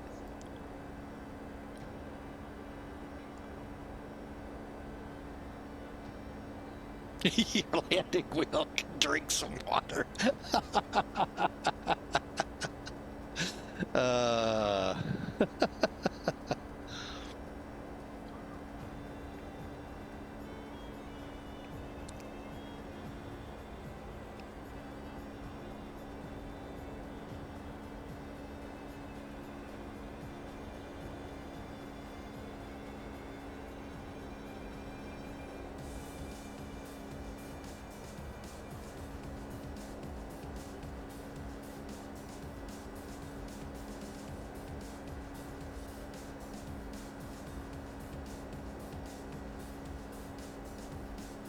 Oh man. Doing some pattern work at the moment. Nice.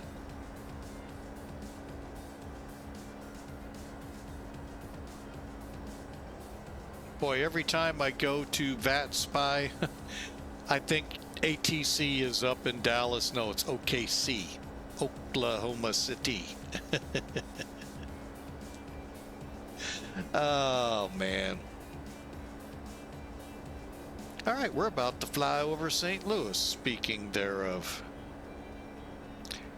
the what is it called, FIFA soccer thing going on? I'm really confused. I thought this was a Kansas City event.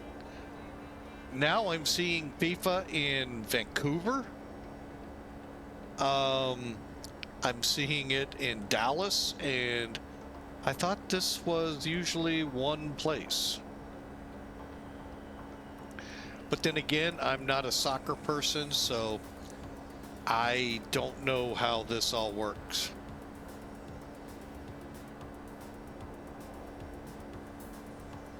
St. Louis even gets a match or two, or three. Really confused with it.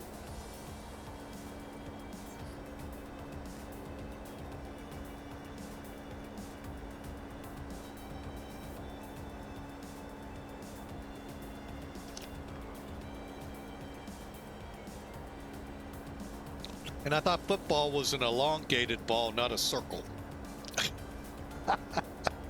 That'll stir up people.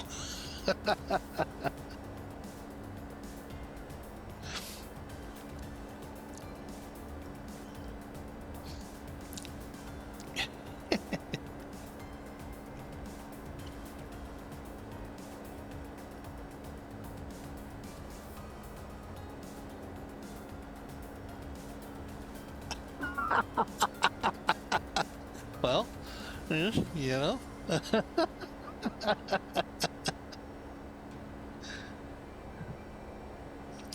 Now, I just don't understand the tournament and where all it's at. Like I said, I was told Kansas City's where it's at. I could be wrong there too. I don't know.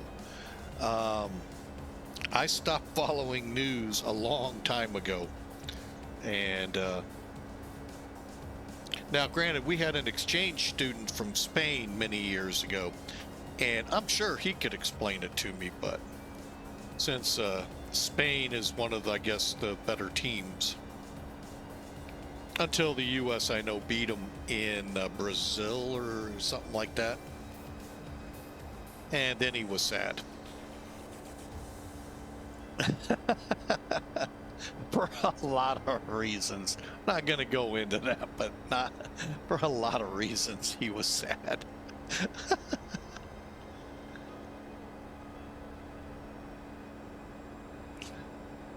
But, I mean, granted, he was from Spain, so obviously it's the best team out there, so. Just like wherever you're at, whatever city, if you have NFL, that is your usually, not always, but usually you're the best team ever. Even if they've never won anything.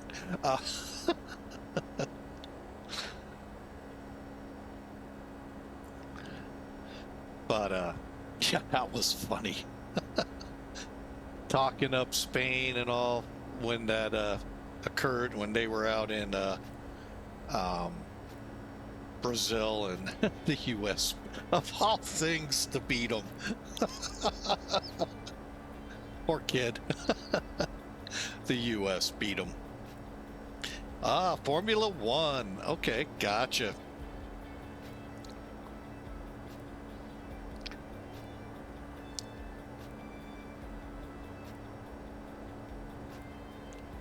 Nice.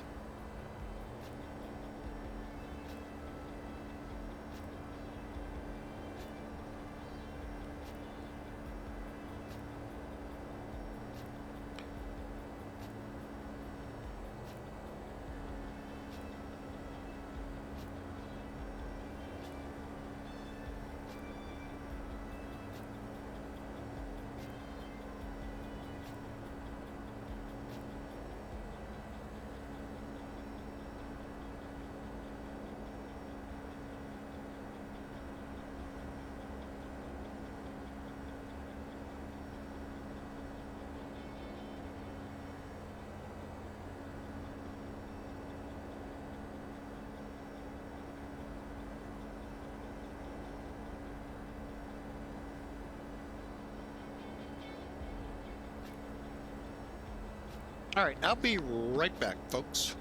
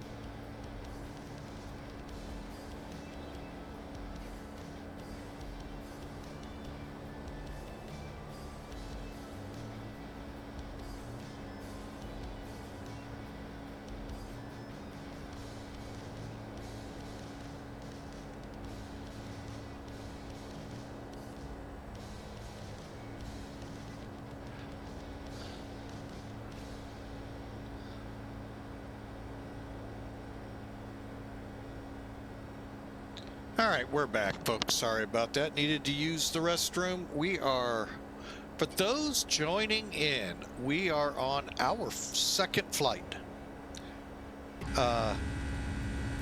with the 757-200 freighter from Flight Factor in XP12.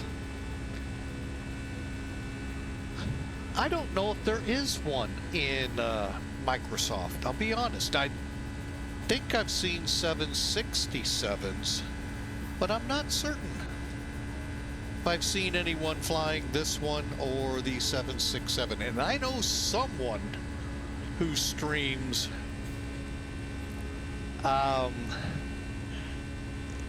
this was his plane.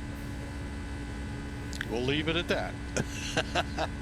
And I'm not certain, but they've got to somewhere.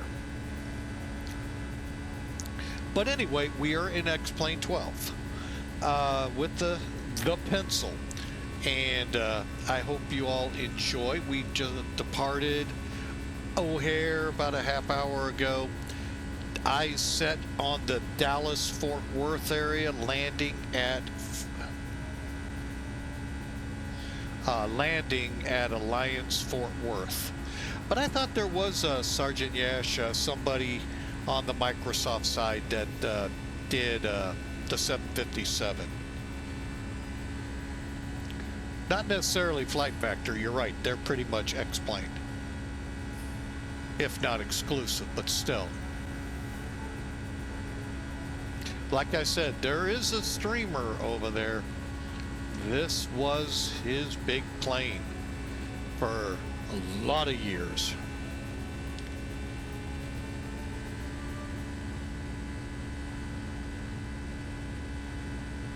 Triple sevens and 787s in the military.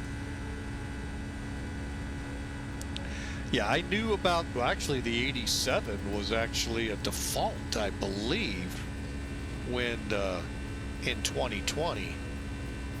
And then PMDG hopped in with the 777, which was no surprise.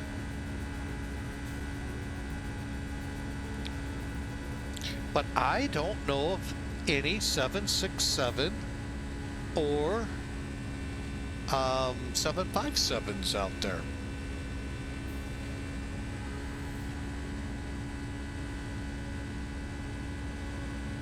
A default, okay, a Horizon mod for the default. Okay, yeah, because I hate to say it, that's what kept me away from Microsoft completely. That finally I cut ties with them.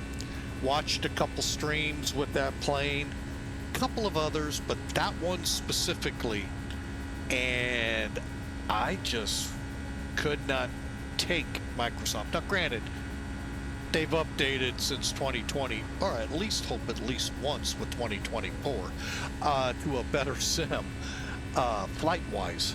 Eye candy-wise, it never changed. It's always been really good.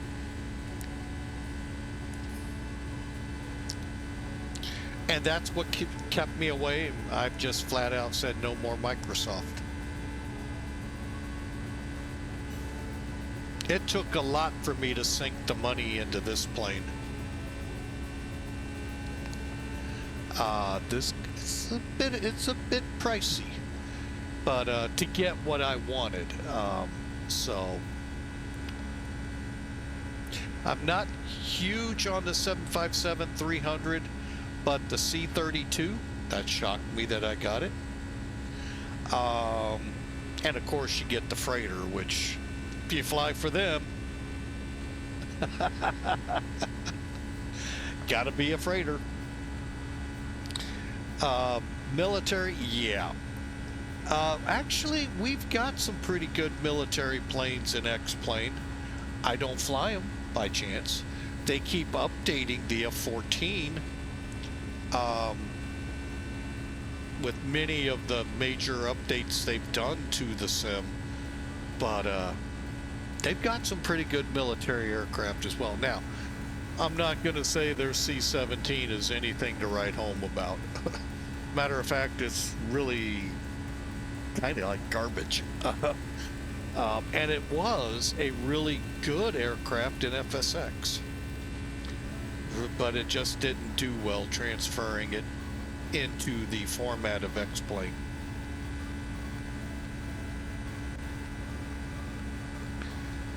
So, fly the C-17 and the F-35. Nice.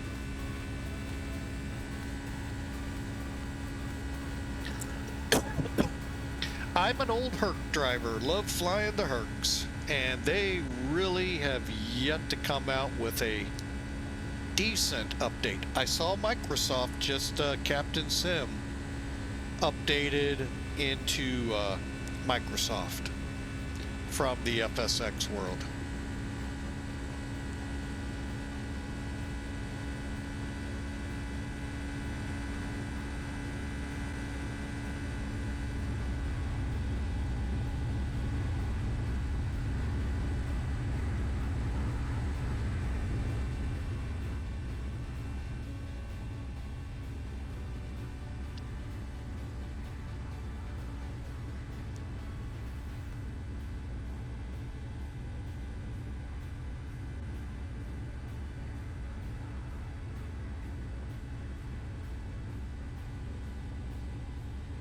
Okay, we're just about an hour or so out of the Dallas area.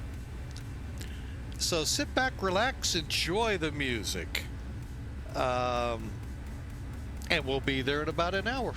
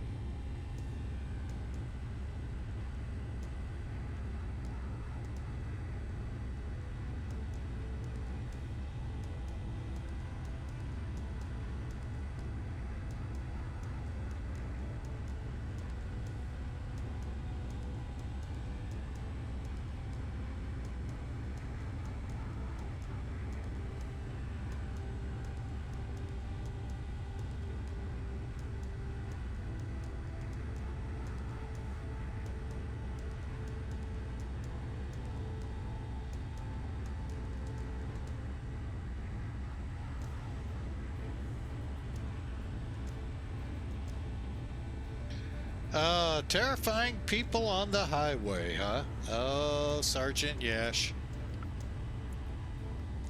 Taking down your license plate number.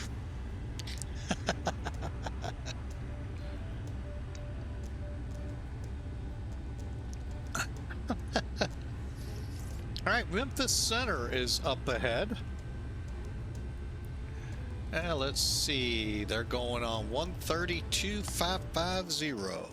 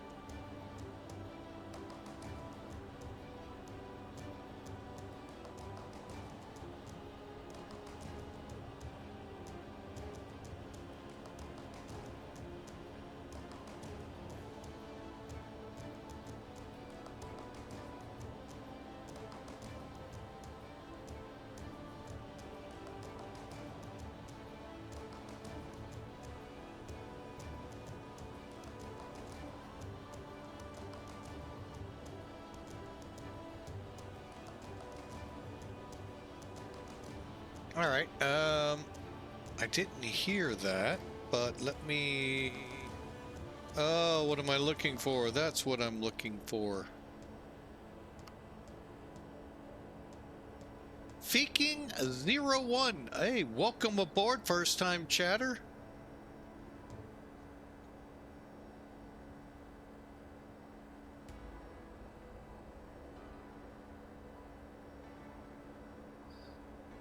I appreciate it.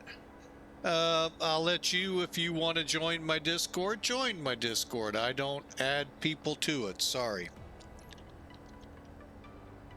But welcome in, thank you.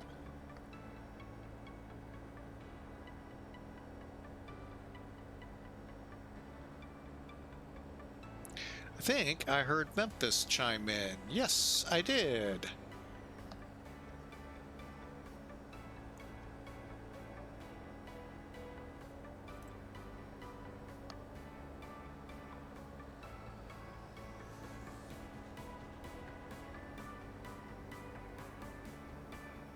Southwest 2928 Nashville Airport is 1 o'clock, 7 miles, reporting site. We'll close the site, Southwest 2928. Yeah, Memphis Center, FedEx 811 Heavy, about 128 miles from Fort Smith. Checking in, flight level 380. FedEx 811 Memphis Center, radar contact, this is Nance reported, welcome. Southwest 2928, Steven site. Southwest 2928, radar quick visual, approach 20 right. Left visual 20 right. Southwest Oh, 2928. I know Sergeant Yash, and that's why I say it. 1201, Navy, open the Memphis, you taxi by Sierra. You want to join the Discord, you do it yourself. Don't have me add you to it. 1201, thanks for your help. So yeah, I know they're American out to scam and bot and all that fun things. American 963 or 934 right, taxi by Delta, Charlie 4, Charlie, and Charlie 8. FedEx 1791, ready for push start. FedEx 1791, Heavy push on to Victor is approved. Did I miss a follow?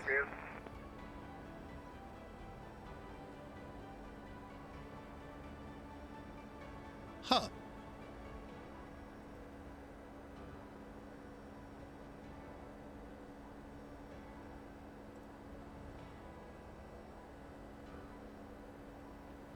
Southwest 2928 Nashville, winds 190 at 5, runway 20 right, quick to land. Flight to land 20 right, Southwest 2928.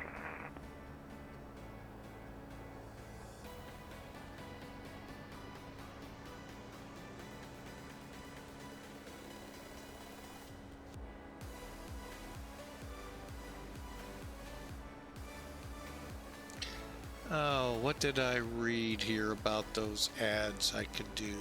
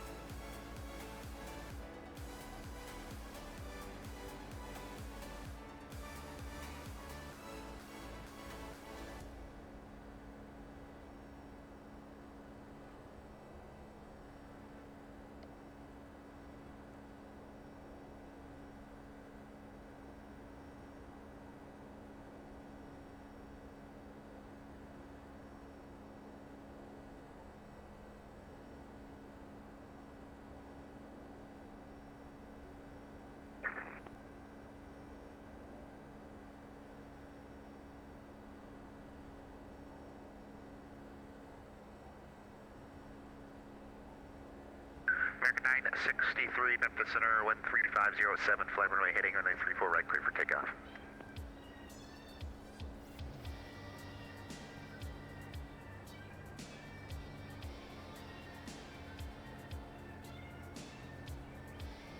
All right, well, I'm trying. The only ways I know how to ease the ads up is that turbo thing and or subscribing to the channel. So, Memphis Center, this is Cessna 1010, Mike, request. Cessna 1010, Mike, Memphis Center. Yeah, Type 172, at the tower at Millington, looking for IFR, to Olive Branch, as filed with the weather. Number 1010, Mike, Memphis Center. You are clear to the Olive Branch Airport via radar vectors. On departure, maintain 3000. Departure frequency with me, squawk 5564. Yeah, cleared to Olive Branch with radar vectors, maintain 3000, with you, 5564, 1010, Mike. Number 1010, Mike, Rubeck's correct. You can expect runway 4, call forecast. Runway 4, I'll call you for taxi, 1010, Mike. FedEx 1791, ready to taxi request. Runway 18 center at Bravo. FedEx 1791, Navy runway 18 center, taxi via Victor Bravo, cross runway 27. Victor Bravo cross 27 and then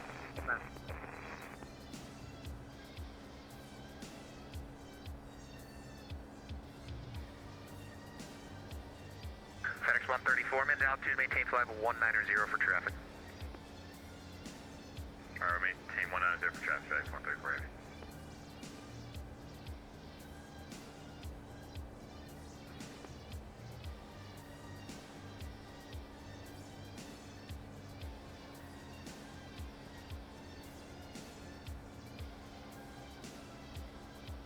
Memphis Center, 1010, Mike, ready to taxi.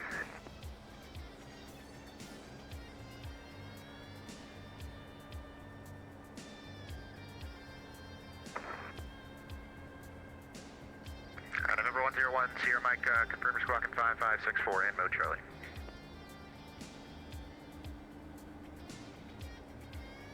Uh, 5564 and mode Charlie now. Cessna 1010, Mike, thanks, runway 4, taxi via Alpha. Taxi via Alpha, runway 4. 10, Mike. Delta 1557, pushback, set your own discretion. Call for taxi, you can expect runway 20 right.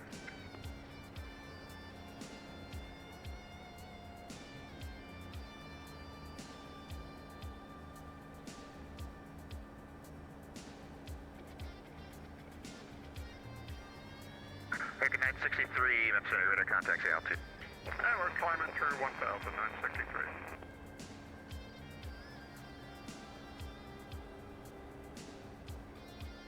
American 963, clear direct Magnolia via 118, 370. You stepped on there, sir, correct? Was that direct Magnolia? Affirm, climbing tames out of 370. Direct Magnolia 370, 963. Go Center, Omni Express 2188 Heavy, 410 overhead loose. Omni Express 2188 Memphis Center, radar contact, welcome.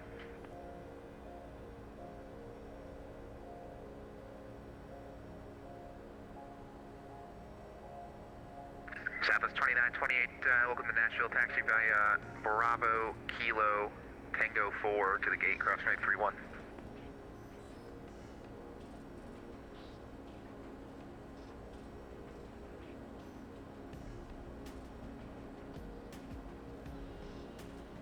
FedEx 1791, short of 187.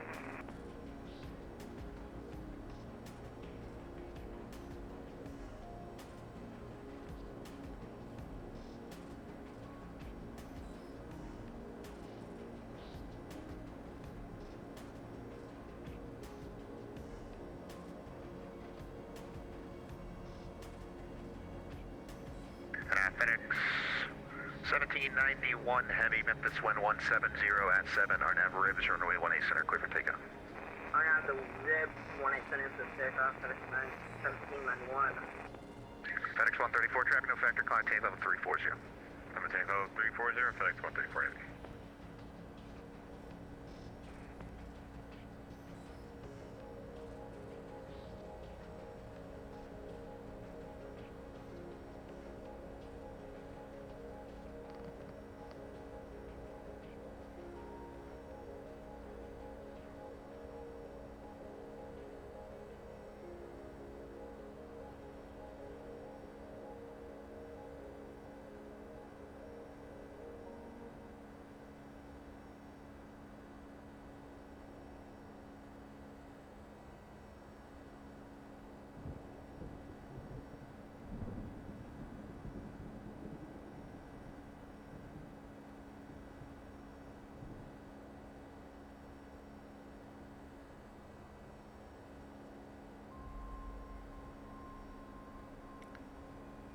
All right, we've been letting ATC do a lot of the chatter over here on the radios and all. Let me jump in here real quick. We're about 30-40 minutes out of Alliance, and we're going to begin descending in about 150 miles. So we'll probably be in Dallas airspace at that point. I'm trying to find what I'm looking for. There we go. Yeah. Yeah, we'll definitely be in 1791 Heavy, Memphis Center, radar contact, say altitude. we'll be in their airspace. So, looking at the departure or the arrival. 116,000. Yeah, there's no altitudes on it. So, all right. So, we'll just plan trunk.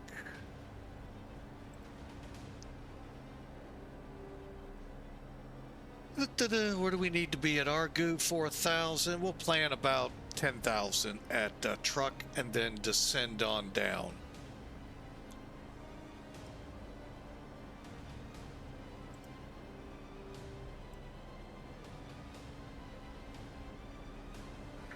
Memphis Center, Delta, American 1955, flight level 350. American 1955, Memphis Center, radar contact, welcome. Hello? Memphis Center, Pacific 1100, saying 350, 22 miles out of Boost. Pacific 1100, Memphis Center, radar contact, this transport, welcome. Memphis Center 1010, Mike number 1 at 04. Delta 1010, Mike, Memphis Center, flying runway heading 1 call, runway 4, clear for takeoff. So about 10 miles. You know what? We'll plan about 7,000. All right, so let's do it. 38 minus 7. Oh, geez. So about 93, call it 100 miles. Climb came up 370. American 2414, roger, climb came up 350.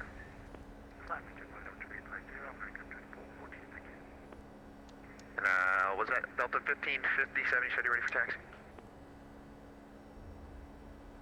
Delta 1557, right 20, right, taxi by Tango 1, Bravo, Bravo 5.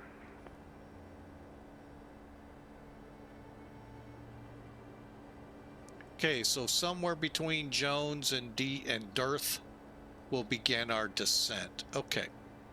Getting again using that $1 million NASA calculator I have. Oh, you're by the way,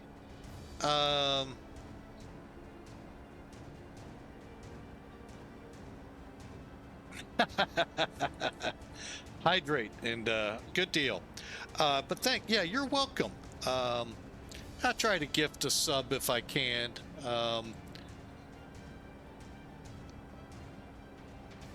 So I'm glad, hopefully you'll enjoy it for the month. It'll be ad-free on this channel. And we appreciate you being here, Sergeant Yash. But yeah, we'll plan the descent here off that $1 million calculator from NASA. Got on sale at Walmart. But anyway, I hope you enjoy the flight in. 30 minutes or so to go. Let's get a prediction in for the landing.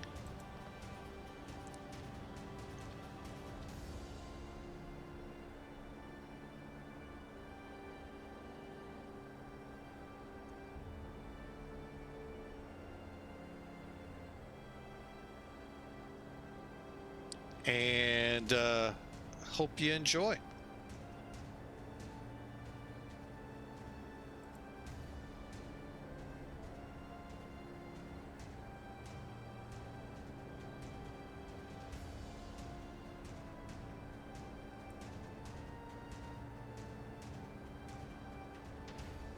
I am going to look at the EFB.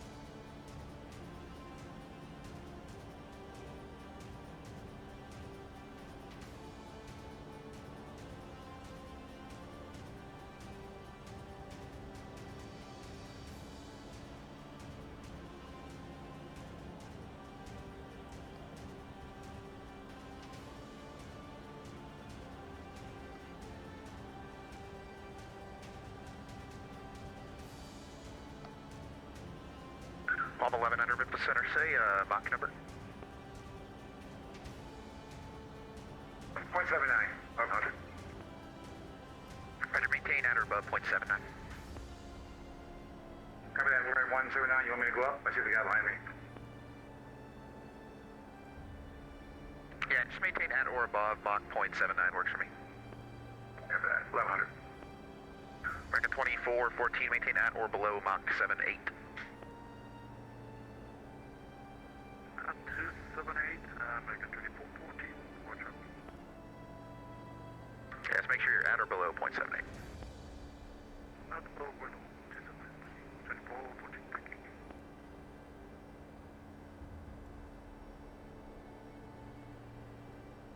Says now 1010, Magnificent Center, you up? Through 2,500, 1010, Mike. Remember, 10 Magnificent Center, ident.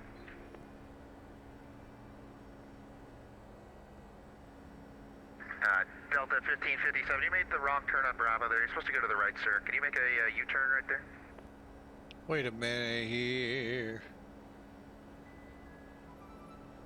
Delta 1557, roger. Just continue next by Bravo and Bravo 5. So you're saying if you go to the keyword block, you can enter those keywords. Number 1010, Magnificent that Center, bot says to auto stop 5 miles them. northeast of Steve Millington Airport, 3000. Well, thank Turn you. right, heading Appreciate of, 1 you. to 50, maintain 3000. Right, 150, maintain 3,000, 1010, Mike. 10 Mike, do you have a approach request at all branch? Yeah, requesting RNAV GPS runway 18 at all branch, 1010 Mike. Cover 10 Mike, Roger, expect that will that be to a full stop or a touch and go? Full stop, 1010 Mike. Such as first few sentence. Okay. I'll look into that and see what we can do to try to block them. I do have Seribot on board, so that does a pretty good job. 1 Sierra Mike, 1 able, clear direct F pub. Of course, nothing's Clear foolproof. direct. F pub, 1010 Mike.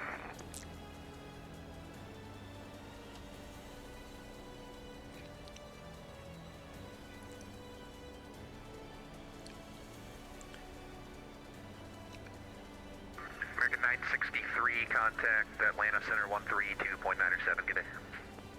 3297, American 963. FedEx 134, Kansas City Center is offline for change per good day. 450 about 50 miles west of the Razor Backyard. FedEx 134, Kansas City Center is offline, radar service is terminated, frequency change approved, good day. Right over to dockside, FedEx 134 Heavy, good day. November 6A Hotel, Memphis Center, your radar contact position as port of 450, welcome. November...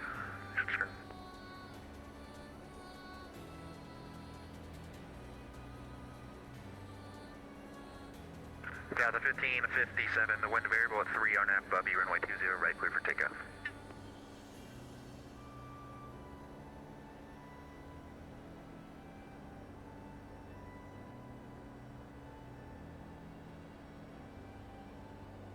All right, so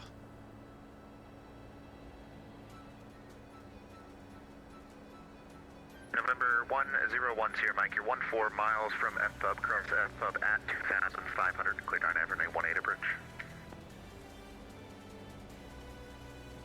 Cross F-Pub at 2,500, cleared RNAV, runway 18, 101 Sierra Mike.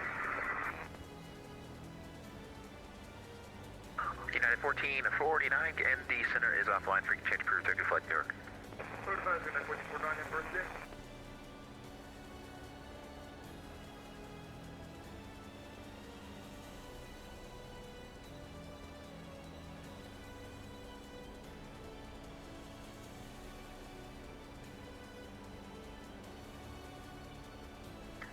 Diablo 1174, runway 20 Center, taxi via Tango 6, Lima, Tango 4, Sierra 7, cross runway 31.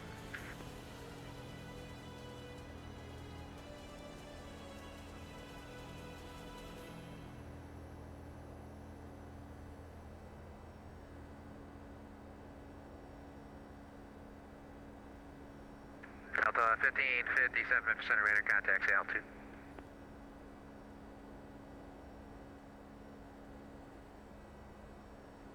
Delta 1557, climb maintain 15,000.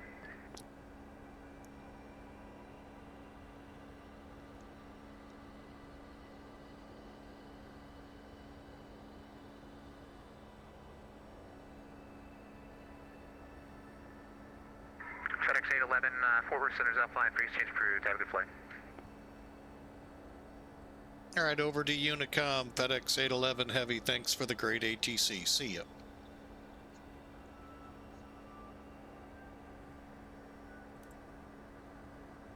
All right, we're on Unicom, and just in case they don't come up, let me first check the chart.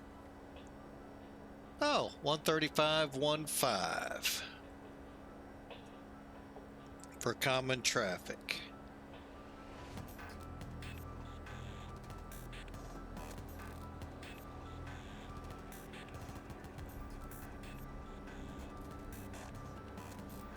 Okay.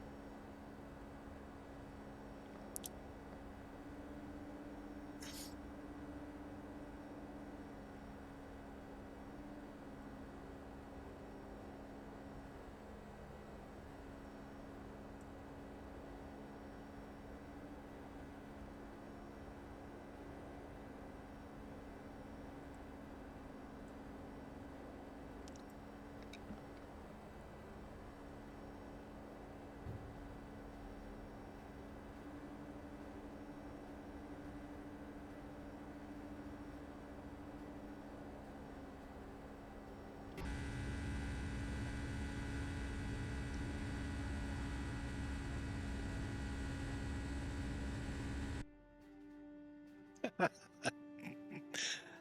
says it's supposed to be a Citation 680, which I'm not certain what that is. Last I checked, that looks like a Lear 45.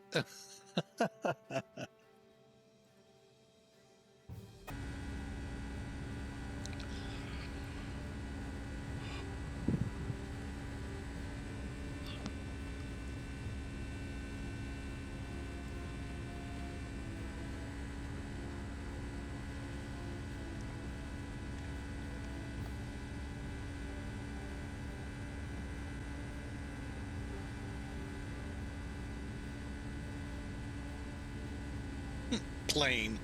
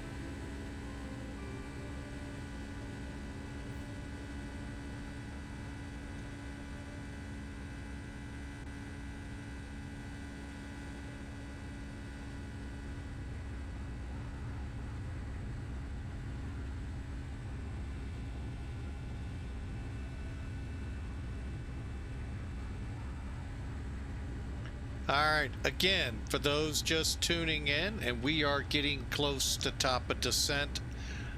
We are flying from Chicago's O'Hare International to Fort Worth Alliance Airport, also known as Perot Field, in the Fort Worth area. So it's FedEx's regional hub in I guess for the Southwest, Southeast. I don't. Again, it's one of their regionals. They also have one in Piedmont, and those are the only two I'm familiar with. Now, there could be some others, but it's basically a way to get it out of the hubs, get it closer to the customer. So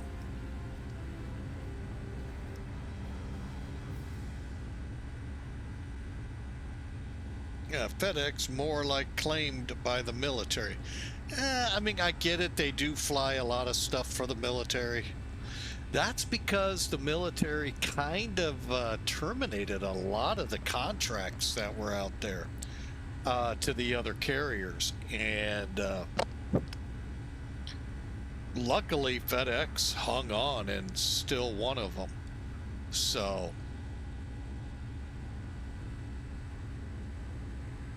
all right, let's get inside here. Actually, let's go here.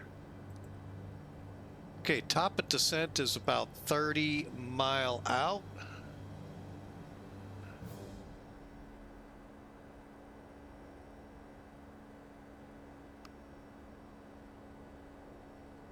I think when we make the turn at Jones, we'll begin. I think so, because I don't. Well, I mean, let's look at it. World Air Cargo's gone, not because of the MD-11 disaster. A lot of them left in 2008, 2009 timeframe, and I truly don't know what was behind that, but it's like the contracts. That's got to be what it was. They just weren't getting the contracts, because those carriers, World, National's still around. ATA, North American. Trying to think the other ones we saw. Omni is still around. UPS is going to survive because of what UPS does. Their network and their whole setup.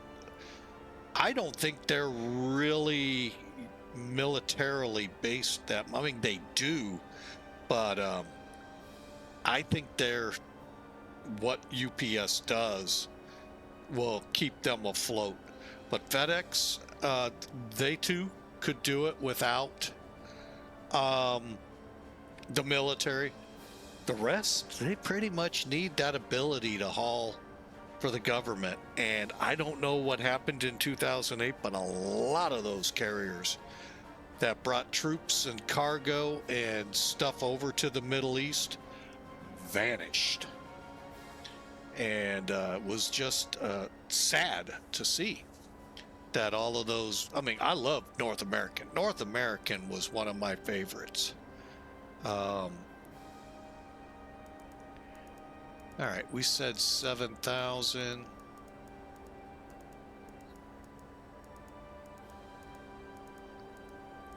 But I know a lot of people loved ATA because of the L-1011s they flew.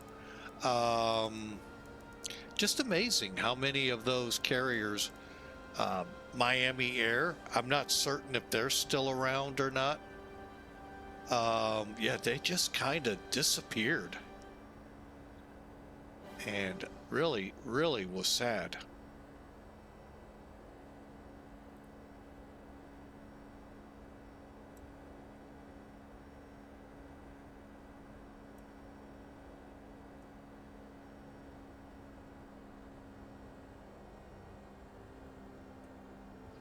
All right, we are starting our descent. Let's do our descent checks. Landing altitude, ECAS messages, recall. ATIS, we know we don't have. Radios for the ILS, we'll put that in a minute. Approach ref page coming up.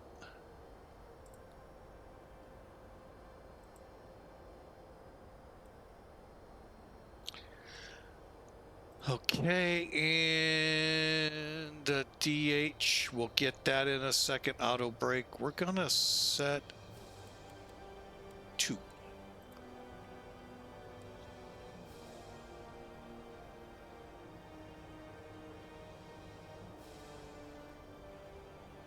All right, now I clicked the wrong thing. What was I wanting to get? Oh, ILS frequency. 110, 15. And we're looking at 166.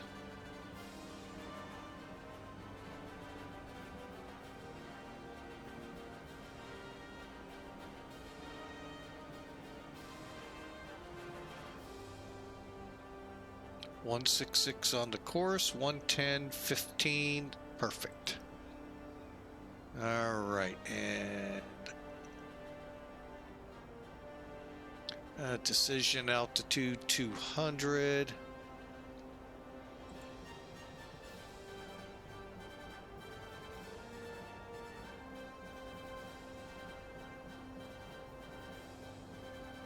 Wow, that sun is, okay. And we're starting down. All right, descent checklist, pressurization, landing altitude. Set. 720. Recall checked.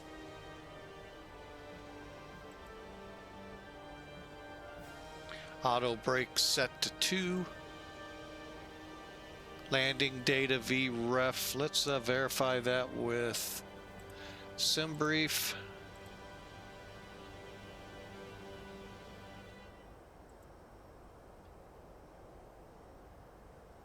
That seemed right. Yeah, that's our estimated landing weight. Okay.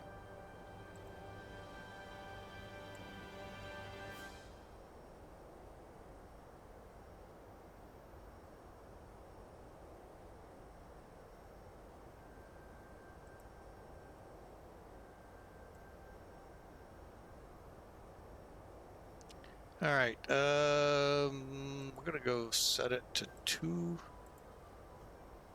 All right. So actual landing distance 5,900 feet. So we got about a 3,200 foot margin on this 10,600 foot runway. Cool. Oh, I forgot to get one thing. Approach speed will be 128. That looks pretty good with our VREF at 124, so that's good.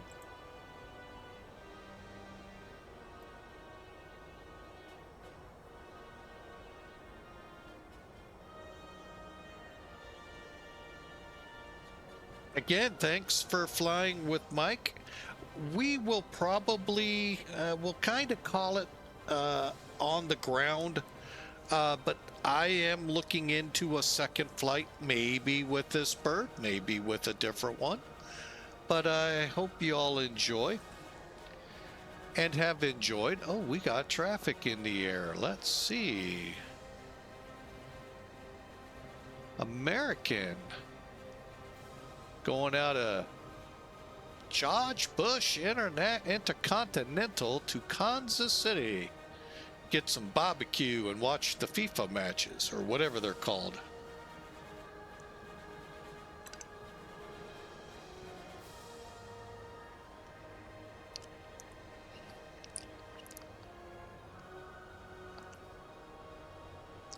All right, let me get back.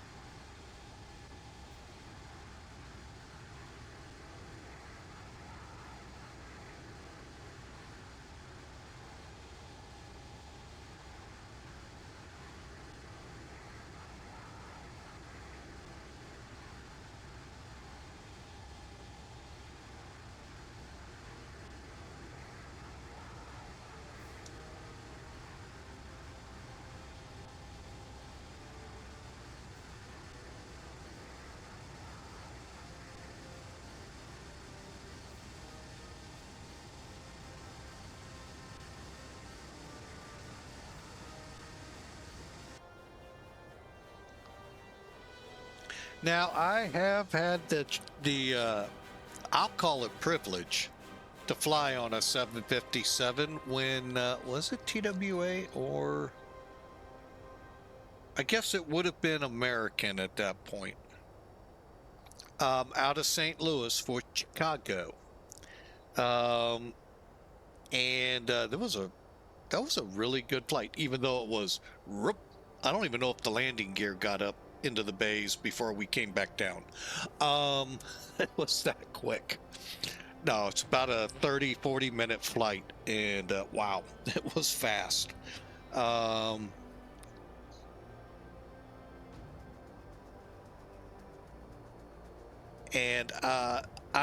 it was a beautiful flight. I heard, I forget who the streamer was. I'm not going to call him out by name either. Talking about he took his first flight on a Airbus. Really liked it. I've taken one flight on an Airbus as well. The only thing that is unique in that flight was a Allegiant from St. Louis or Mid-America to Mesa, Arizona.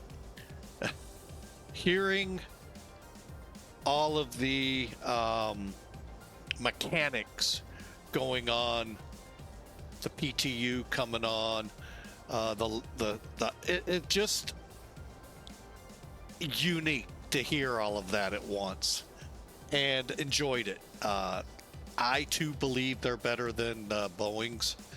It was a very comfortable flight.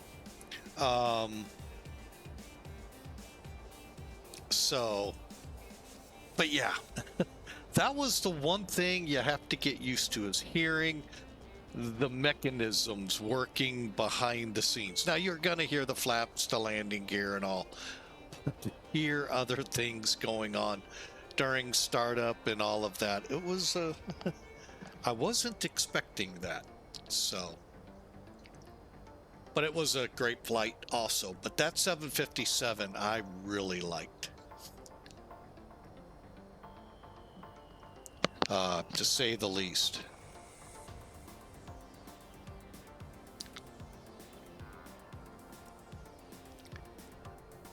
Again, we're wrapping up our hopeful first flight into a second flight from Chicago O'Hare to Fort Worth Alliance Airport, KAFW, Alpha Foxtrot Whiskey. And glad to have you aboard the Flight Factor 757-200 freighter. Many of you have had this plane better than 6 years because it was on the market when I first came to X-Plane 6 years ago. And I opted for the 767 versus this one. I kind of wish I'd have gotten both back then. I really liked this plane. I just need to get used to a couple of things, understand a few things in the checklist, which I know I could put a word out to Flight Factor, but I've seen some X-Plane remarks that are, we'll call them what my daughters call them, sassy. And I've seen it in Flight Factor too, and I don't like when people reply that way. Don't see a need to a question to be sassy about your answer. Just be nice and help. Okay? Really, you know, we don't need all the garbage behind it that you're all, if you're that ticked off and you don't want to, don't answer. So, but anyway, there's transition level. We need to set 2997. Whoop. Yeah, that's the right one. Okay. Just like the 767, there's a click spot to get the first officer side up to date. I don't know if I like that option more or less than, you know, where you just set it and it's changing over there automatically. But hey, as long as we can do it, who cares?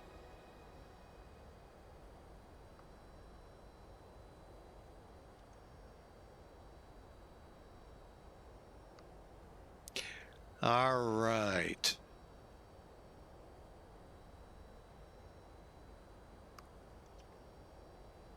I am going to go ahead and kill the music.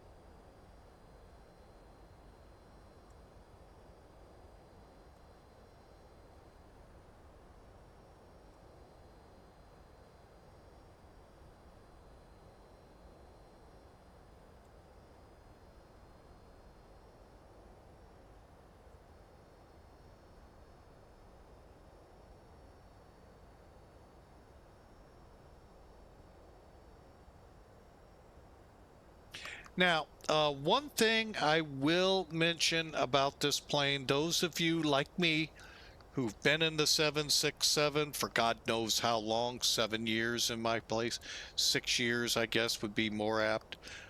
You're used to certain things, and let me show you what I mean. Like speed, what's it called?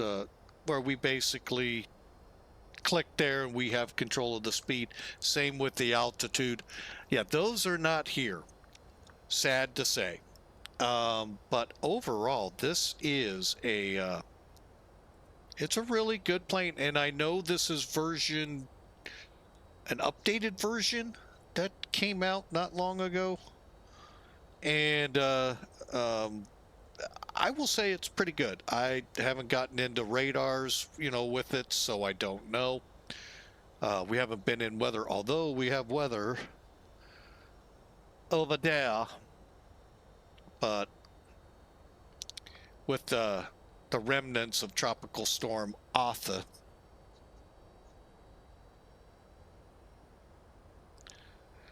Not a worry there, Sergeant Yash. Not a worry. You cleared the people out of the way, so I have a big open berth from DFW out into the desert. So, oh, but we do appreciate you being along with us.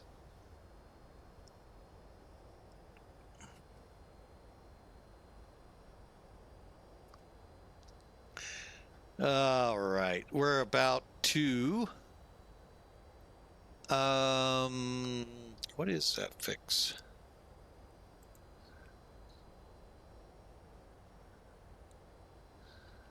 The Belco, and then truck, and then we turn then we'll take over and get us over to the ILS. One more check that we have that tuned in. We certainly do.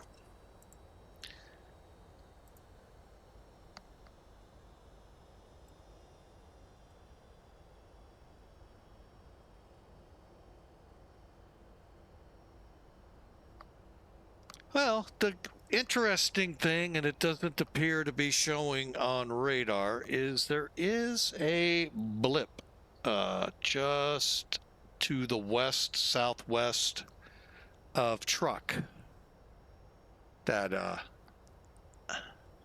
don't get X-Plane on this. I'm not getting into it. I'm not gonna start anything with them. Just an annoyance.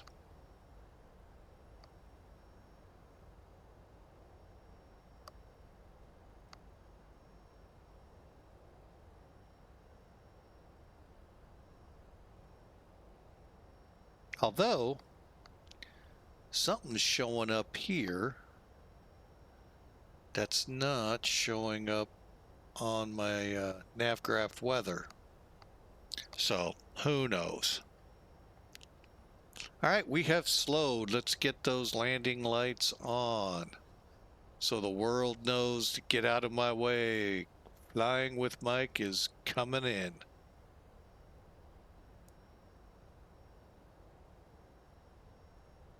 Oh, that's annoying. Why won't that work?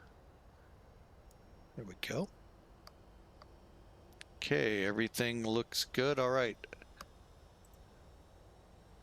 Approach procedures. All right, DH set. Flaps will begin to extend on schedule. Oh boy, here we go again.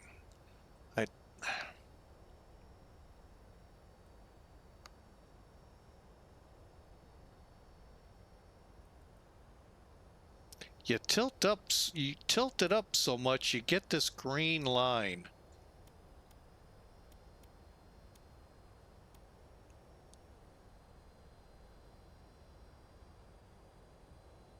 And it just, I don't know how much.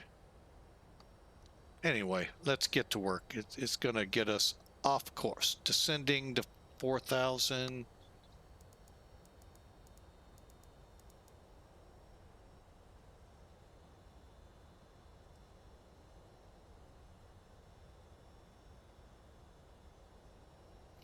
Okay, airspeed. We'll go ahead, take over and set to 20. And we don't have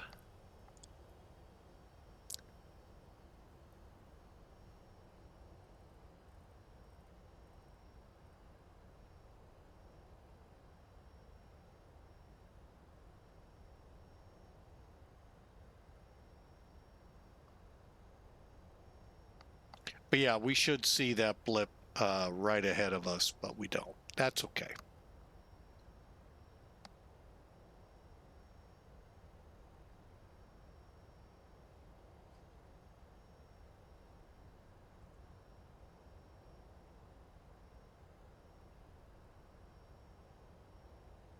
And that's the blip I'm talking about, straight ahead of that arrow.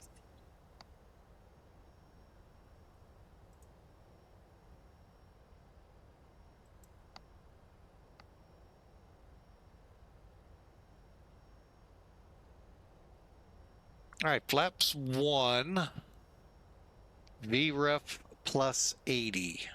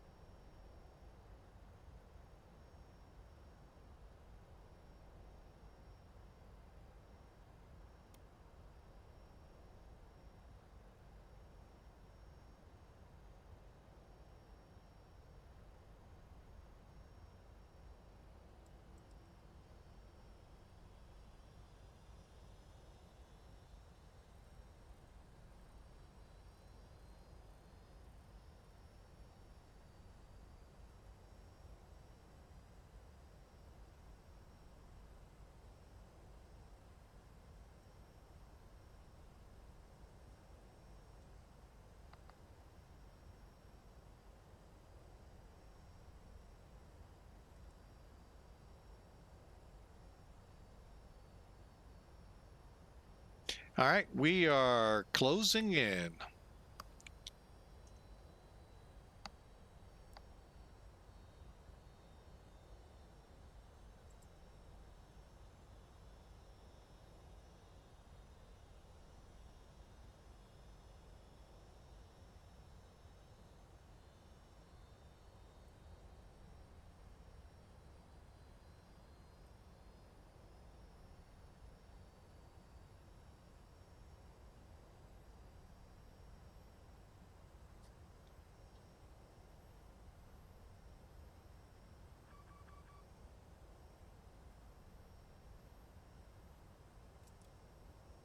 Okay, coming up on the altitude. We'll set for the approach now.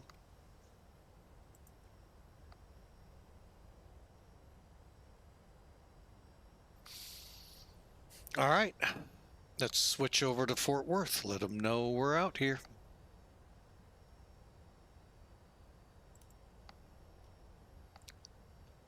Alliance Fort Worth traffic, FedEx 811 heavy.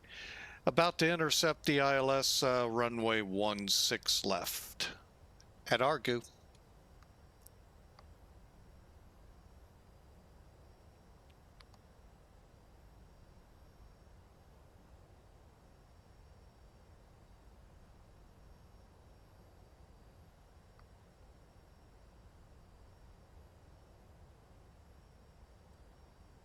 We said 130. Okay. Fort Worth traffic, Alliance Fort Worth traffic reached 17, taking off from runway 34 left.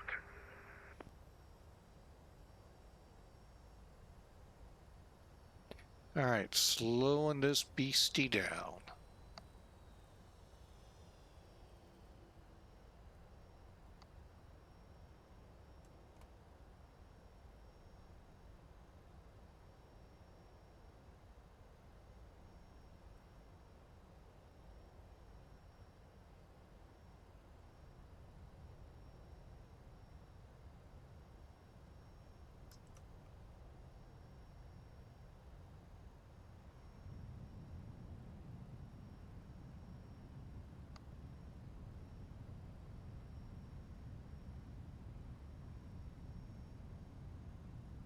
Okay, I got 3 green.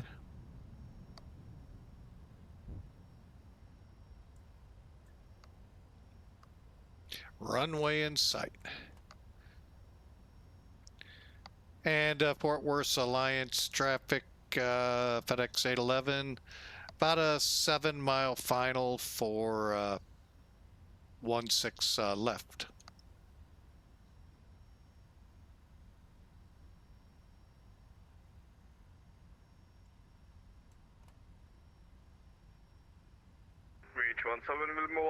way, we are doing a right turn at the moment, but we'll move out of here and localize the way.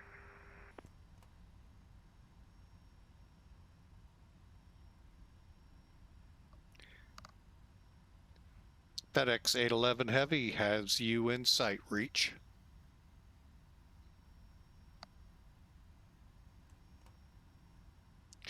And Solar Hawk 7, thanks for the follow. Hey yo, first time chat, welcome in.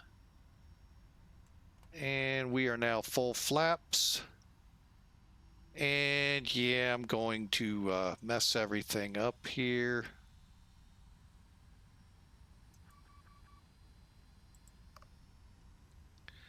Because I'm taking over.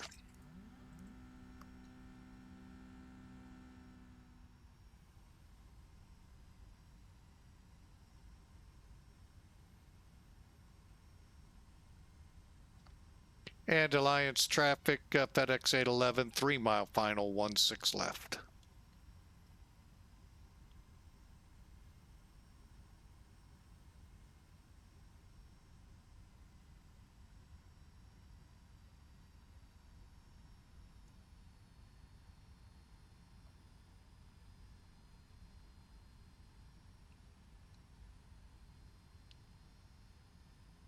Make this a butter, FedEx.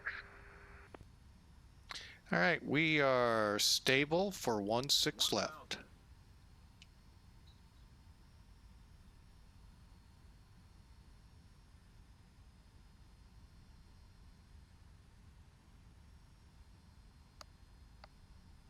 Okay, brake set, gear 3 green, spoiler set, flaps set, cleared to land.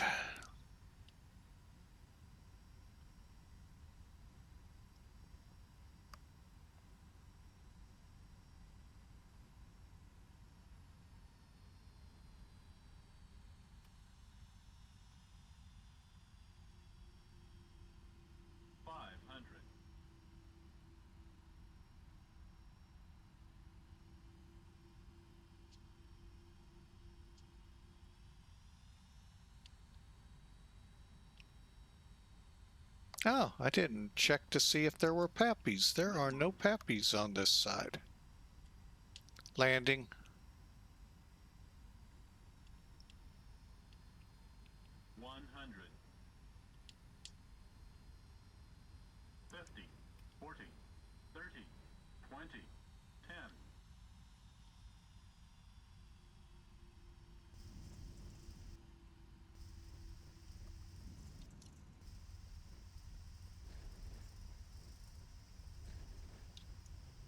Balance traffic, reach 17, right turn for base to runway 34 left.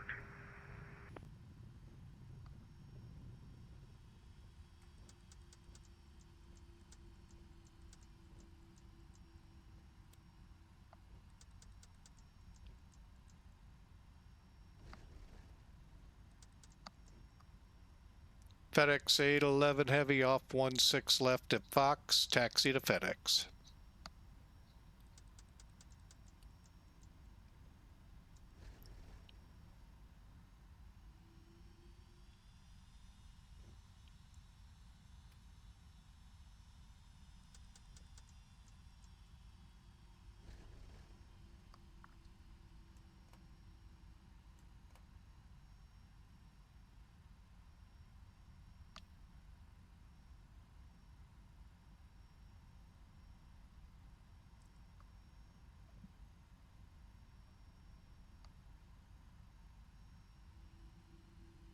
Cool, we'll do 3 for left then for reach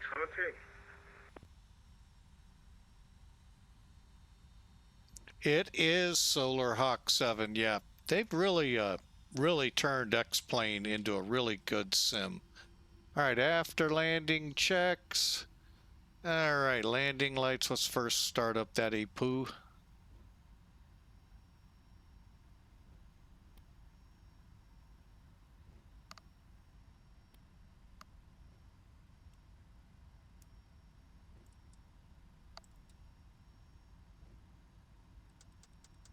Okay, radar's off. Let me get transponder to exponder, or at least one of the altitudes.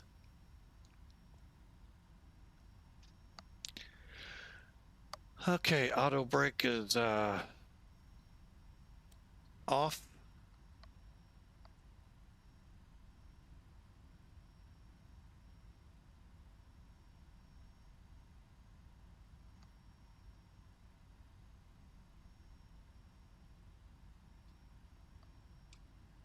Anti-ice radar, transponder, flight directors, ILS.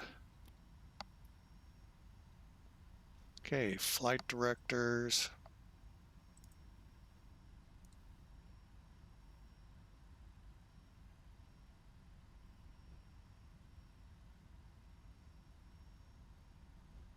Set to 4. Wait, 17. Okay, that's way for left.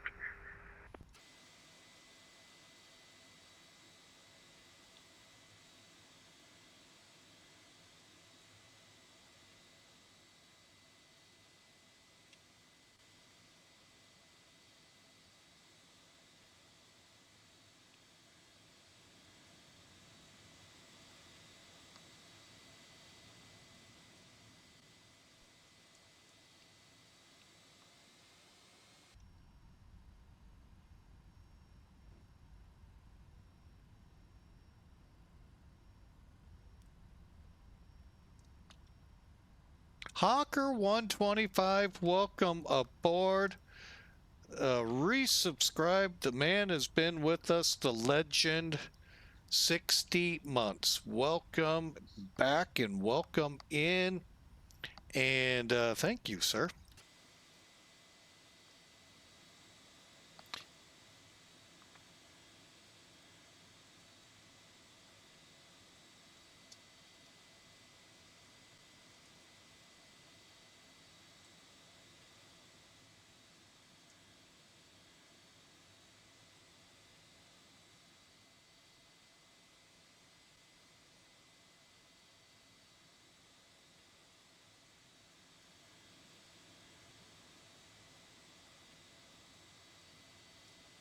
Yeah, his sound effect fooled me too. I'm like, oh, I'm throttling up. What? No, I'm actually at idle.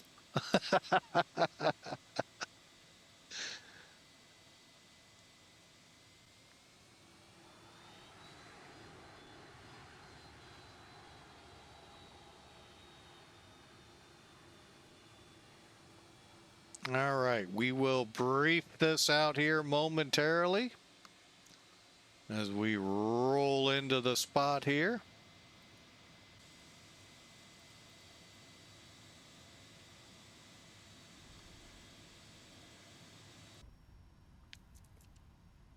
Brakes are always a bit touchy.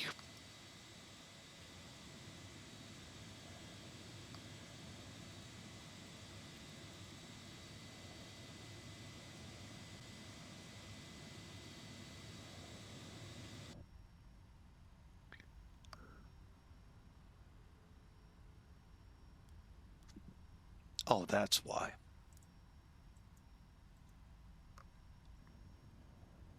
I thought I turned those off.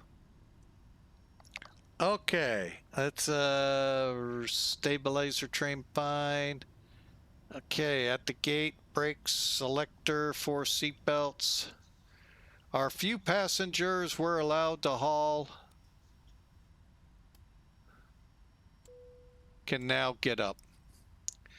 Okay, transponder confirmed, standby wing lights as required, none. Logo lights bleed on.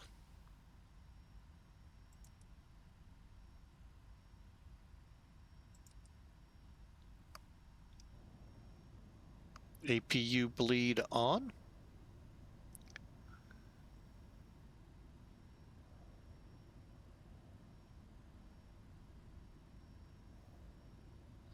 Okay, did I miss the part where I shut the fuel off? Oh my gosh.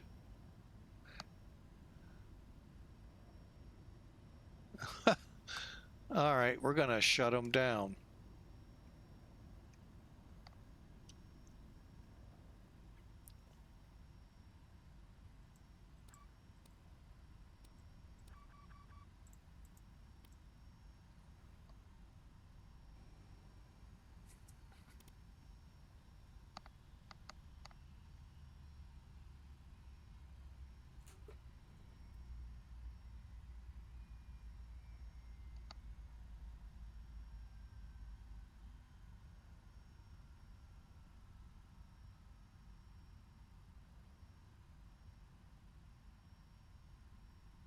Okay, they are winding down. Okay. All right, up top here. Hydraulics, where were we? Bleed.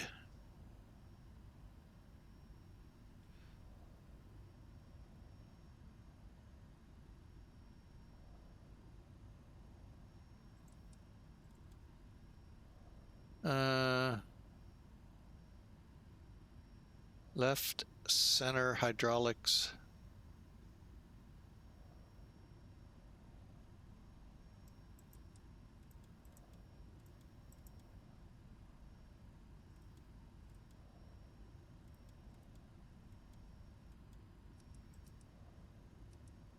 I'm gonna leave those on.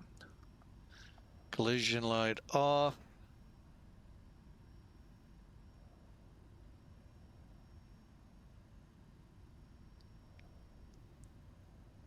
All right, there you go, folks. Let's start.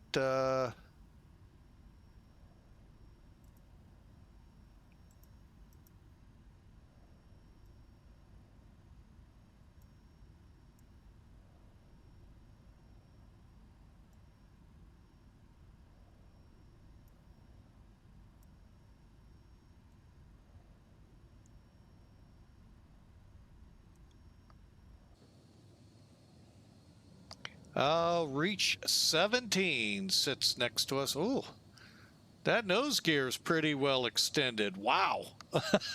But hey, looks good. Looks really good. Gotta love how the online aircraft look versus, you know, what you see in yours. But boy, does that look good. Take your screenshots, folks.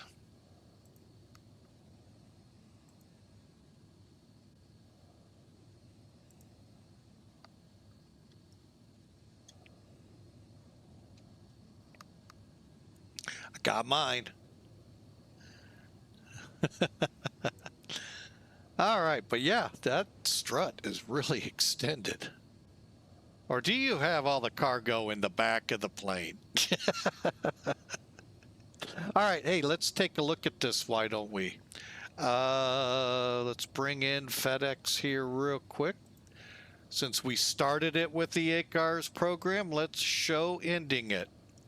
First off, let's okay,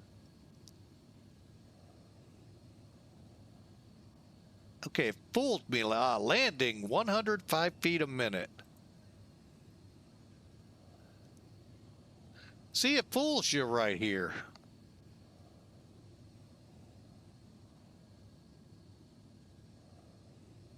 What was our flight number?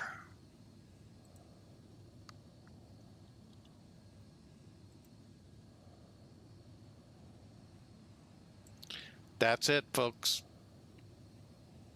And then you don't see it anymore. So now I'm going to go over to FedEx.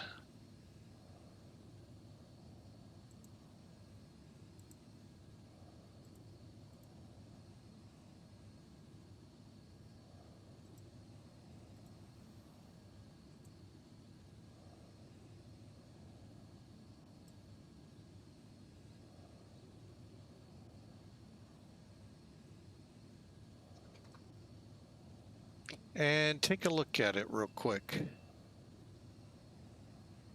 Landing rate 105, a whole lot better than yesterday at 600 feet a minute. Learned a little bit. So I hope you all enjoyed that. So I think that was landing 2, because I struck 2 landings, I think, on it. But let's bring Elevatech in and see what they say.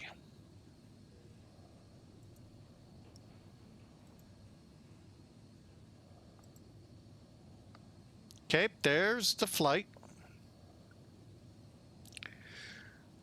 Let's see. Zoom in. Zoom in. Zoomy, zoomy, zoom in. Actually, I get to log 3 landings. First one, 108. Second one, 102. Third, 69. Not bad. Looks like I could have drug it out a little bit further down the runway, but that's okay. We had a blast. I hope you all did. So, oh, wait a minute. Let me look at that again.